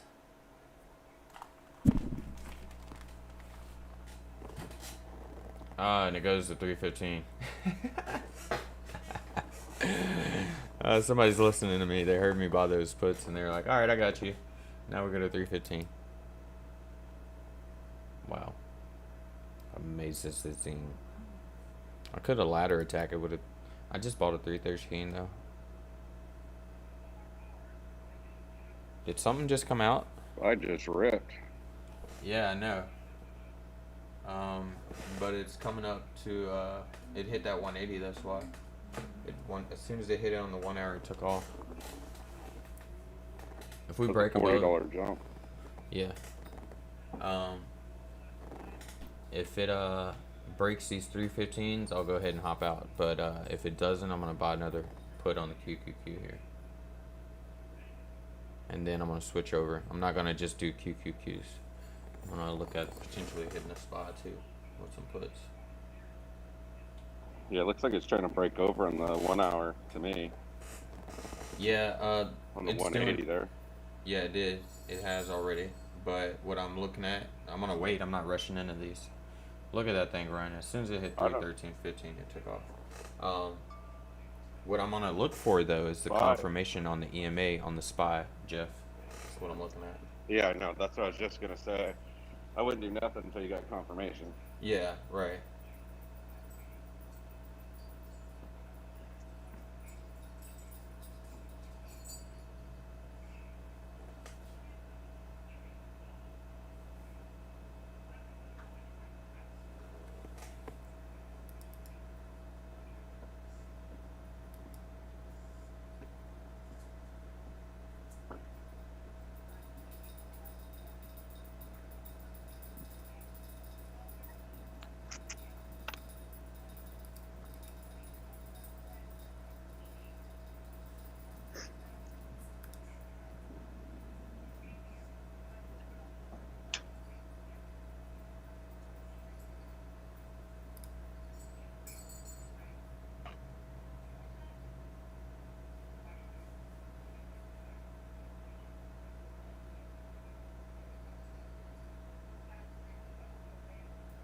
Resistance at 313.15 on the Q.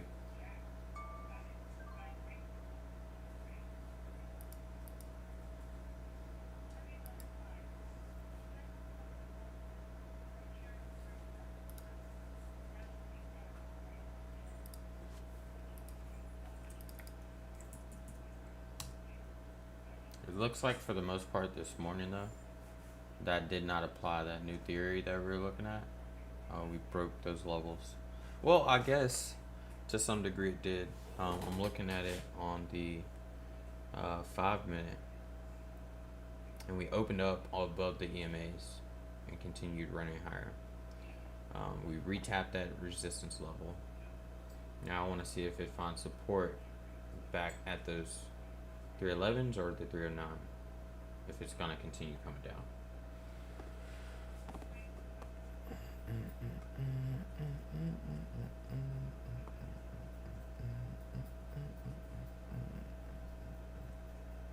So I could snatch a 314 here for about 400 if I wanted to. Seeing a 15-minute EMA crossover, but I need confirmation that it's gonna go. 1 hour on the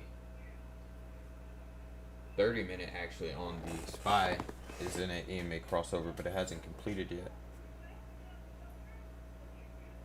It looks like it can, correct me if I'm wrong, Jeff, but it looks like it's coming down below that 180 on the 1 hour. Is that right?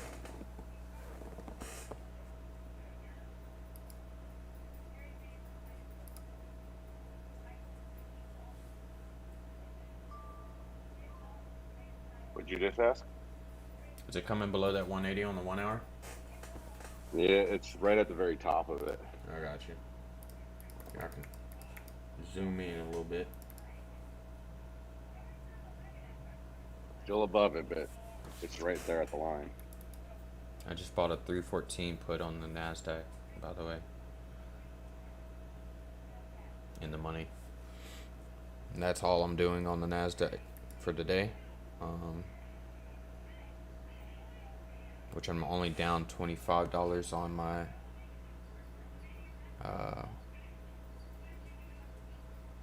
$37 on my initial one.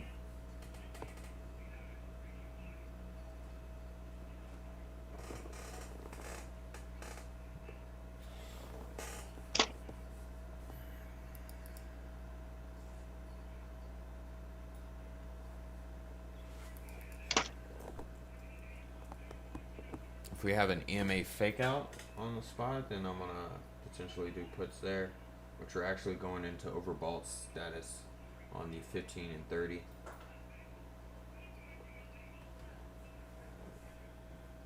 Still at a 7 now, so I expect reversals at some point today. End of the day. Even for the Q? Oh yeah, Q's I been really performing do kind of worse. want to hold this. The Q's been performing worse than everything else. Yeah. has been performing worse than everything. Yeah. Is Oh, it I back can. under that EMS? Yeah, it's been below the EMA. It's or yeah, now it is headed back below the. It's been below the 34 EMA on the 1 hour. The 315 or that 313.15 level was a level on the 1 hour that it was supposed to get above. We saw rejections there. It is now falling below the 55 EMA on the 30 minute. I like the prices on the SPY for puts on the March 29th, 3 days, because I don't expect to hold these over. Now that's what I'm kind of shifting to watch.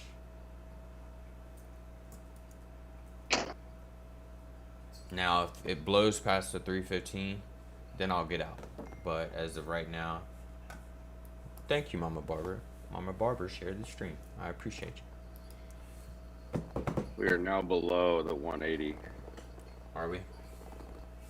So Yeah, it looks like it's right on the line. I mean, I'm on a phone too, but no, we're still right above it, just a hair above it. it looks like it's coming down on the 1 minute. But it was coming down on the QQQ a minute ago on the 1 minute, and it reversed. So I'm not really trying to use down that. below it. All right. It's Officially below it. It's look like it. It looks like it's trying to bounce on the 15 second, but I think the 1 minute might weigh down on that. Well, I say that the 1 minute we're trading right above the EMAs, but it looked like it just broke. So.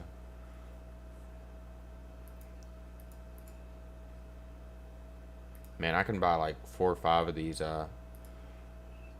392 puts on the SPY for like 170, 180, and just ladder attack that thing for the day. Like not all at once, but 116, 12% right now, almost 13%. I think I'm gonna get out of this.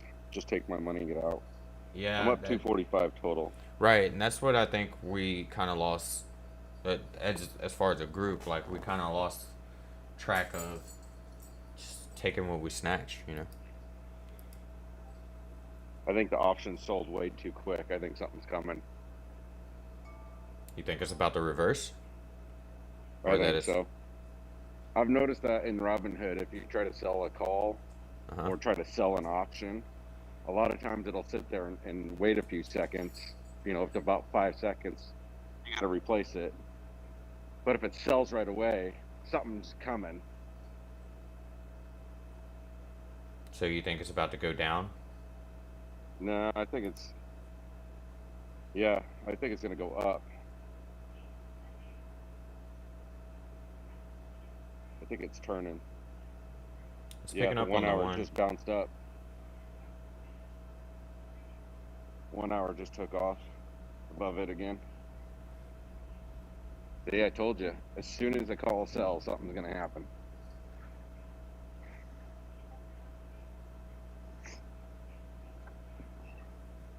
We're definitely above the 180 right now. Yeah. I'm looking for potential breakdown here though. Yeah. I wouldn't mind buying that top, get above that 180, and then that's what I'm doing. On the 1 hour. I'm ladder attacking. Put on it. Yeah. Hold on, let me get into this thing. Let me make sure I'm on put side this time. Please. For the sake of you, not even us. Just for you. Did it fill my order? What are we looking at here? 31st or the 29th? 29th. Because it's cheaper, but you can make... staying along. Yeah, I'm not holding this throughout the day or anything.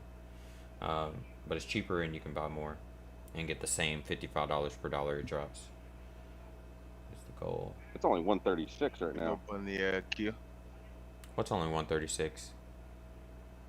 The SPY put. 391 SPY put. I'm buying 392s. Because I make $55 per dollar down. Versus $45 on the 391s. You're going in the money. Yeah. Forever in the money. Yeah, I've always tried to buy my options right at the exact money. So if it's 391, I try to get in at 391.05. Got you.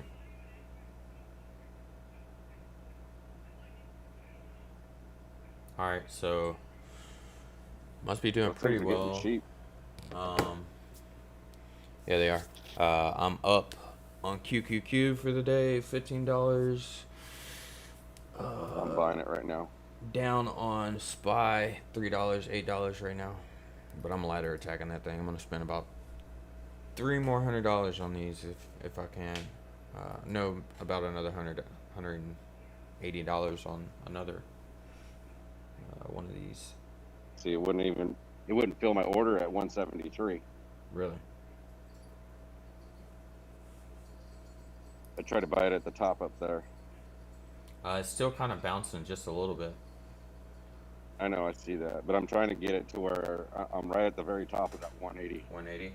For the most part, we are sitting right above it right now, right? Yeah, but I was trying to buy it right there at the very peak on the 1 hour. Yeah, I got you.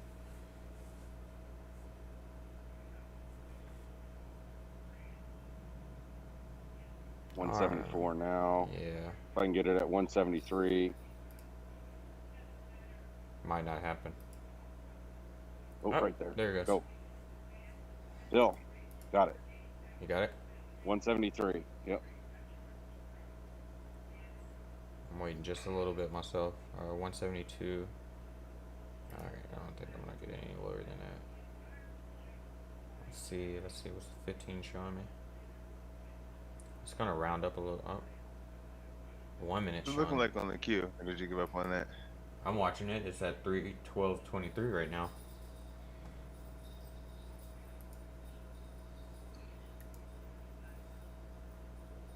I have all 4 of my screens running right now. Watching this stuff. John's probably gonna take my whole account with it. Yeah. YOLO. Yeah, I pretty much bought the one contract I could afford was like the whole 375. I mean, it's whatever. I wonder what that. I think I'm gonna do whatever. next. Maybe I should check if I got a day trade. This shit's in reverse. I actually have 3 day trades right now. Yeah, you might want to. One. You got one. All the use. I like to gamble. Yeah. I will literally shut this account down and I will trade the hell out of it all day if I had no day trades. Yeah. Because once you're in day trade status, more money than I lost off that. When you're in day trade status, you can continue to trade all day long because they can't shut it down till the end of the day. So you can continue to, you can continue if you just want to shut down your account. Just keep rolling it all day and rip that SPY. They add, what is it, a month every time? Or is it just like... No, it's 90-day suspension. Oh, it's 90 days. So all you do is, if you want to get out of it anyways, man, just keep ripping that thing, and then, at the end of the day, sell everything. Let them close your account, and then just transfer it. Withdraw the money. Just take the money back, like, all right, whatever. Yeah, because, they're going to put you in day trade status anyway, so you might as well, when you get out of it, you might as well go out in a flame of glory and take it all. Yeah, right. I'm buying some IWM puts too. I'm up $10 on my option. I just crossed 2,000 for the day. I've been trading it at like 1,800. I think I opened today. Man, the airport is packed. I'm just above everybody in the construction area. I can see down on everybody. Yeah. There's hundreds and hundreds of people around here. What airport? SeaTac. I got you. I ended up picking up 2 of those 392 puts. Got you. I'm up $101 for the day, so I could honestly hop out right now and call it a day. But I just started my puts, so I sold my daughter Veda's SFTWs for a $10 gain. So she's winning. That'll work. Yeah. Oh, I didn't tell you that my son, he's 15 and he trades. Really? Oh, nice. He just tells me what he wants, and he has his own account. So His own account, a child account. Through what? Through Robinhood or something? E-Trade. E-Trade? Okay. So they actually have and if I classified child Genius if you can fucking decipher E-Trade, yeah. Yeah, they do have a child account, and I Kids are believe fucking genius. I believe on the child account you can also day trade as much as you want. Really? What? I'm about to get a kid account. The fuck? Yeah. Yeah, I'm pretty sure you can, and then you don't have to What? wait for funds to settle. They'll warn you, but I never wait. Awful. I go all in. That's crazy. I'd be like, this is my son's account. Wink, wink. The IRA accounts are the Always same way. change. So you don't IRA accounts you can day trade too, Okay. and there's no tax on it. Yeah. I want a Roth Yeah, account. that'd be nice. Is I that? already opened one on TOS. Yeah. That's where I'm gonna start. Specific you have to do to qualify for it. Huh? Nothing to qualify. No, just sign up online and you're done. Yeah. Interesting. Might as well open one of those and a cash account on TOS and call it good. Yeah.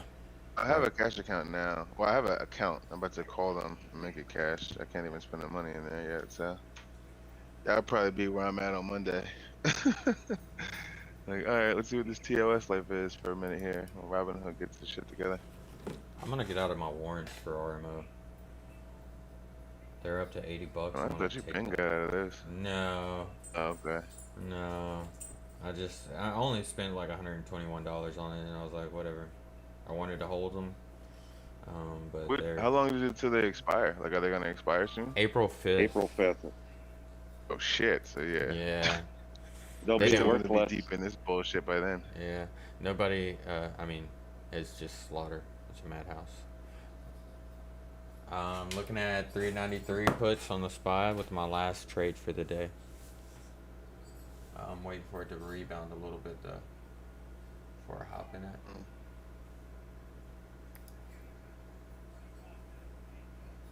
Does the Q look like it's finding support at 312? No. The Q's coming down, bro. I hate to say it. Like, I had calls, and you know what? This kind of solidifies the fact that what if we held all those calls until today? All I would be doing is burning theta. Pretty much. The ones from yesterday? Yeah, that's true. Yeah. So that's what I'm really Thankfully, looking back Theta, I at. think, only got me like $9 today, but like it's just a function of how small this account's gonna be. You know what I mean? Like, so Yeah. I haven't really lost much more than the next day. Like the difference between yesterday and today is pretty small. Just Yeah. like actually kind of up now and yesterday because we're in the 12s. But yeah, I don't know. Hey, I'll be right back. I just know as soon as I sell this shit, it's gonna go up, and then I'm gonna have just thrown $200 into the market. I would probably kill myself at that point, like most likely. You'll know if you're on Robinhood, if that order fills right away, it's gonna turn on you. I don't want to find out at that moment though. Like, Well, mine was a good example. I mean, I told you it sold immediately and it went yeah, up. I did. Yeah. It looks like it's fighting to stay over 312. I don't know, you know. Robinhood's like thing isn't super accurate, so it's probably it's probably at like 310. I just can't see it yet. You just need to go on their TOS and look at those charts. Yeah, I started a TOS account to get by the day trading bullshit, so that'll probably be where I'm at on Monday. So let me see here. Where you It's a guys at? You're on minuscule- QQQ. Ooh, yeah. See, shit didn't update quick, and now all of a sudden it's way under 312. Fucking, I hate Robinhood sometimes. Should have bought that call or that put right at 312. I don't have any more money. I held this call to try and see if I could save some of what happened the other day, but it's not working out. I was kind of hoping because the put strategy went, the market's been acting weird, but the puts he called on Monday happened on Wednesday. I was hoping these calls happen today. Looks like it's just not gonna do it.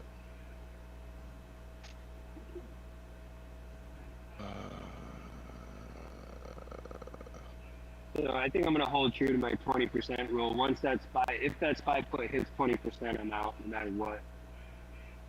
Yeah, from now on, that's gotta be. And the problem was, it's just I got kind of stars in my eyes because I'm listening to y'all say I'm up this, I'm up that, and I was looking and I was up like $40, but it's because I had a smaller You're out of the still new money though, right? contract. Yeah, I mean, Yeah, you hear it all. I was in the same boat, man, and it was just like, what the hell? You just no, gotta, so they you were gotta, up, so I was you like, gotta damn, watch let me yourself. hold, but yeah, I'm just gonna start taking my money and running because and that actually, I have more money in the long run when I do that. And sometimes I miss out on stuff.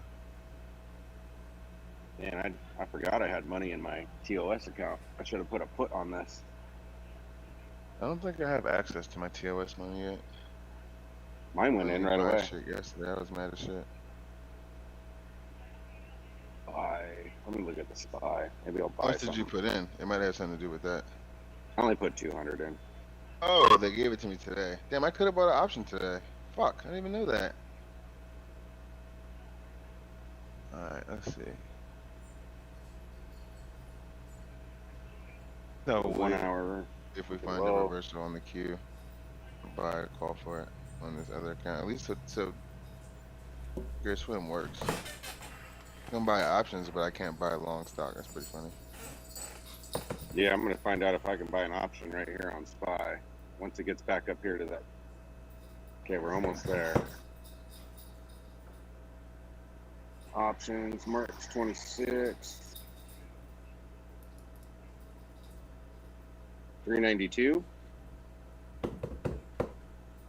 It's only $75 for today. 392 put. Oh, good call. I was looking on the call side. Damn, these calls are cheap as shit today. Damn. Hey, we are still on the live stream. Oh, apologies. Is in a Bollinger Squeeze. I see you, Jen. Where's the NASDAQ still green? The Q's. Oh, the Q's actually okay. The Q's trying to do something. It's been green. Like, I know, but it was coming down. So I was like, and it's only green by like, pennies. So I was like, it should be red if it's gonna. Would I be bursting your bubble and saying that we're having EMA rejections? No, I mean, I kind of figured I was kind of going to be salty for holding this. So I'm honestly just surprised that it's not all the way back down to like 310, 309 right now. It can go that way, and I'm hoping that means something. No, I know. I'm saying it seems like it'll probably go that way. I'm just hoping it doesn't. Yeah, it won't let me buy either. So It'll save my account. Like if this just comes up just a bit more, I can get out and have a decent amount in my account to like actually still do stuff with. Yeah, you should be able to reverse your calls to puts too. By the way. All right, let me look. You still like a put? Because I discovered I can get one on my EOS account today. Yeah.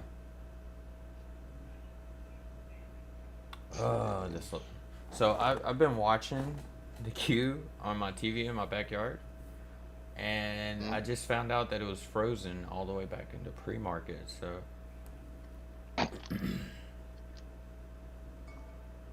you're making fun of me. You don't even know what's going on. I realized it when I walked out a minute ago, and it was still sitting at 309, and I'm like, wait, what? Look at that thing trying to run. What are we doing? They're trying to burn my account. Yes. I'm telling you, the Q is like, yo, I want to do something today. I feel it. Okay. People are probably seeing it hold at 312. I may not get too excited, but I would love for this to happen right now. That would make you right from Wednesday. It would make you 100% right if we could get to like 324 right now. Hush. That would make you the most right man. Hush. I don't want to be right today. I do. I want you to be super right. I need you to be right today. I want this to be your best call ever. Right now, yeah. For the most part, we've been on point. It's the times, like when they occur. I was saying that we were looking at 313 on Qs on Monday. We're trading below it now. I said we go to 310 after 313. We actually went below that. 392.02 on SPY. Hush. Dang. Q wants it, man. The Q wants it so bad. It's like, yo, I've been terrible all week. Today is my day. Gotta stand in the sun, smile. Friday. It broke that 180. yeah. I'm watching the EMAs first. On the 30 right now.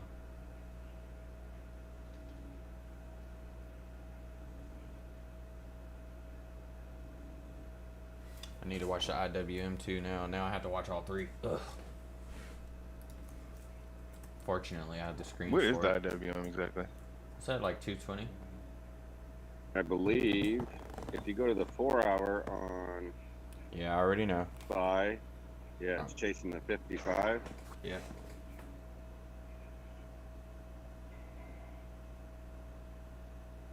Well, it's holding above your 34. That's what propped it up. Yeah. Oh, QQQ just hit 312.75.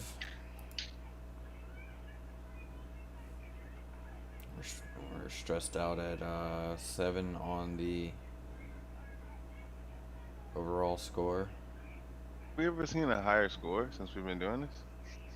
I've seen been an 5 or 11. less. I've seen an 11. I mean, like was it been like 2 weeks for the small account?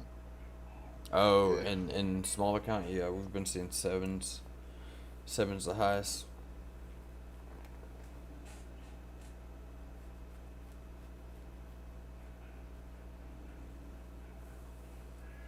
If we break this 55 on the 4 hour, definitely in for some damage here. I know. You have a resistance level around 392.48 on the SPY. Pay attention to as well.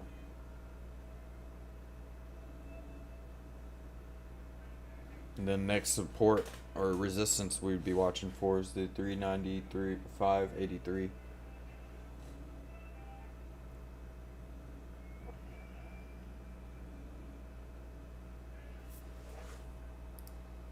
QQQ is trying to break 313 again.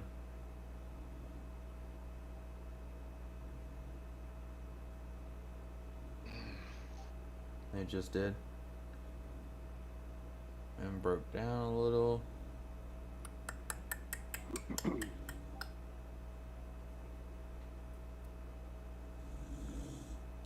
It's a green day for people. I have a feeling money's going to go in. I'm starting to think that too, but I'm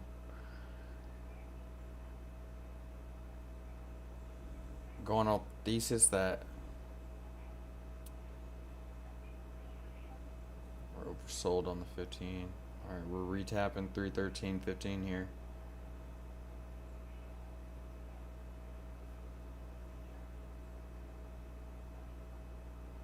Yeah, we just crossed the upper band on the 30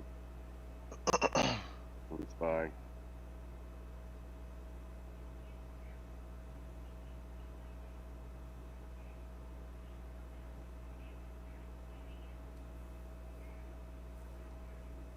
Calm down.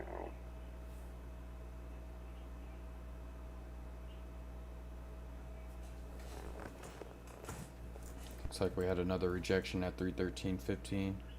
Still pushing though, so.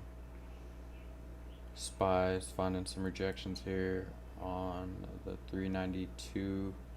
What would that be? The 392. 30-ish. Yeah, 30. Yeah. Still sitting on top of the EMAs on the 15 though, but the 1 minute showing signs of pullback or gap down just a little bit.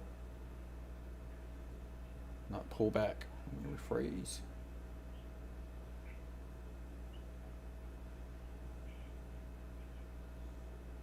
Tesla's down 7. WM.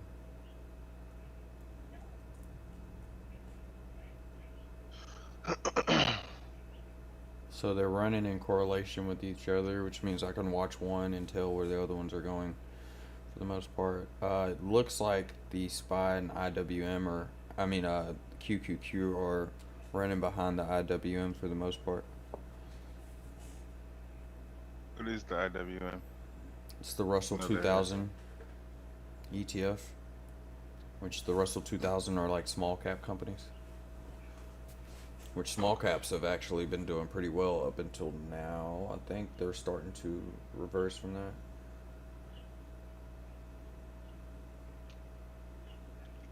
DXI went up a bit. That's, I'm sure, why SPY went up.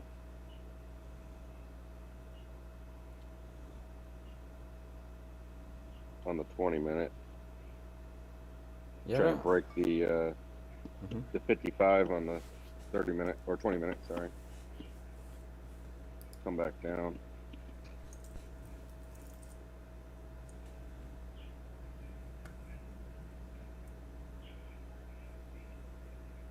I think I created a new time frame for that. Yeah. At 20. 10 years down. No, it's up 43 cents. Nice big green candle that came in there on the 20-minute. But couldn't confirm, so it came back down. The 10-year did? Yeah.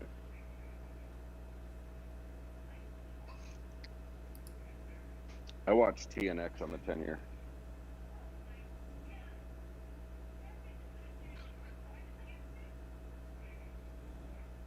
Hoping that SPY comes back down.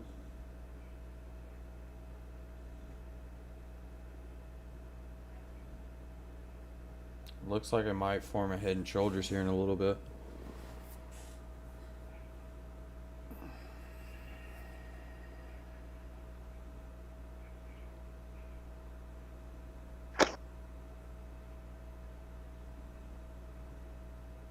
Oh snap, it's 9:30. I'll be back.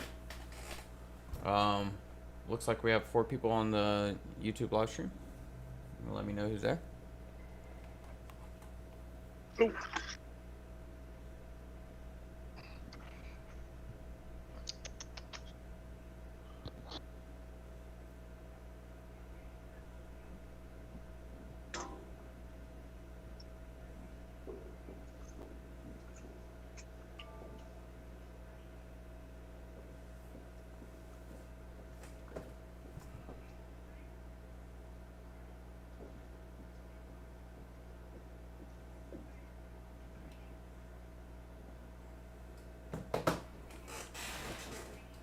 Oh, did you see? Are you what?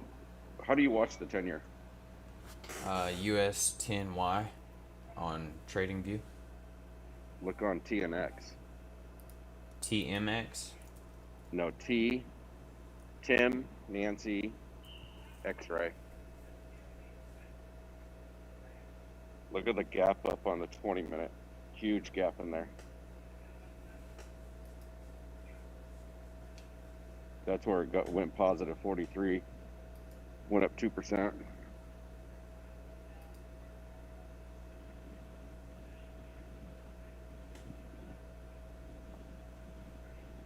Oh, it opened up like that, yeah. That's what I call a gap. Yeah. Those are the gaps that fill. You think it's gonna come back down? Yeah. Yeah. Looks For like 20 minutes, that's a pretty big candle. Yeah, it is. The gap you're talking about is bottom left, that big between the first candle and the second green one where it's way up there. That's what you mean by a gap. Yeah. You see how there's no candle in between there? Yeah, that big Just open a area. big hole. Okay, yeah. Cool. The gaps that you would see fill later on, so you would write that down when that happened, what it was, the percentage and all that, and then watch for it to fill itself again. Doesn't necessarily have to be today, but you know sometime it's gonna down fill the at some road. point. Yeah. Interesting. They always fill. What'd you say, Q? What'd you say? Ready to go? Oh. And that candle got big. It's probably gonna fill today.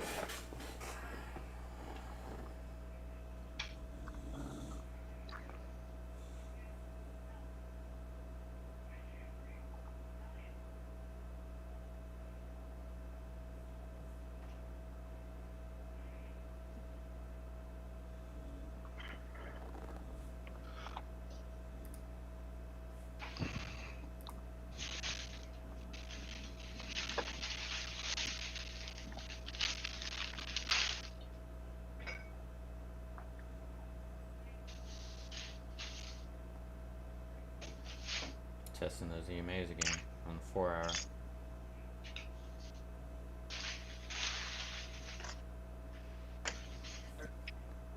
The 313 is an AMA on the 4 hour. A lot of talking in here. You guys gonna get this done today, or you're gonna mess around? Okay. Check it out. I thought he was talking to us. I was like, yeah, a Don't little believe bit. it. It's like, yeah. I mean, I guess no more than usual. Yeah. Oh man, I always leave my mic on. I always forget about it because I just keep walking and not pay attention. Yeah, I know what you're doing with your entire day by the end of the day. Yeah, right? Uh-huh. We hear you like cussing people out. We hear you like setting schedules. We basically know your whole job. Everybody knows I'm an asshole, but that's how I get my jobs done early. I push my guys. And nobody wants to deal with it. Man, let's get this shit out the way before you come back. Yeah, exactly. I don't want to talk to that man no more today. I think it was just because the way I was trained. I was trained by a bunch of assholes, so. Alright, I'm gonna hop off the live stream on YouTube. Thank you for joining us. If you're still here, as always, all we ask is that you share. As far as the SPY, we're about to break below 392, it looks like. It's attempting to do. QQQ, we're retesting those 313.15s, which is just about slightly above. And then I'm looking at resistance for the IWM around the 22109. That's actually where the candle wicks are, so let me bring that down. So about 220.81, I want to see it rebound off of that. And then that should kick in on my puts for today. Other than that, thank you for joining us on YouTube, Facebook if you're there. If you have any questions, feedback, feel free to leave it in the comments. You can also join us on our Discord. I added that in the chat to continue talking with us throughout the day. But otherwise, have a good day. Good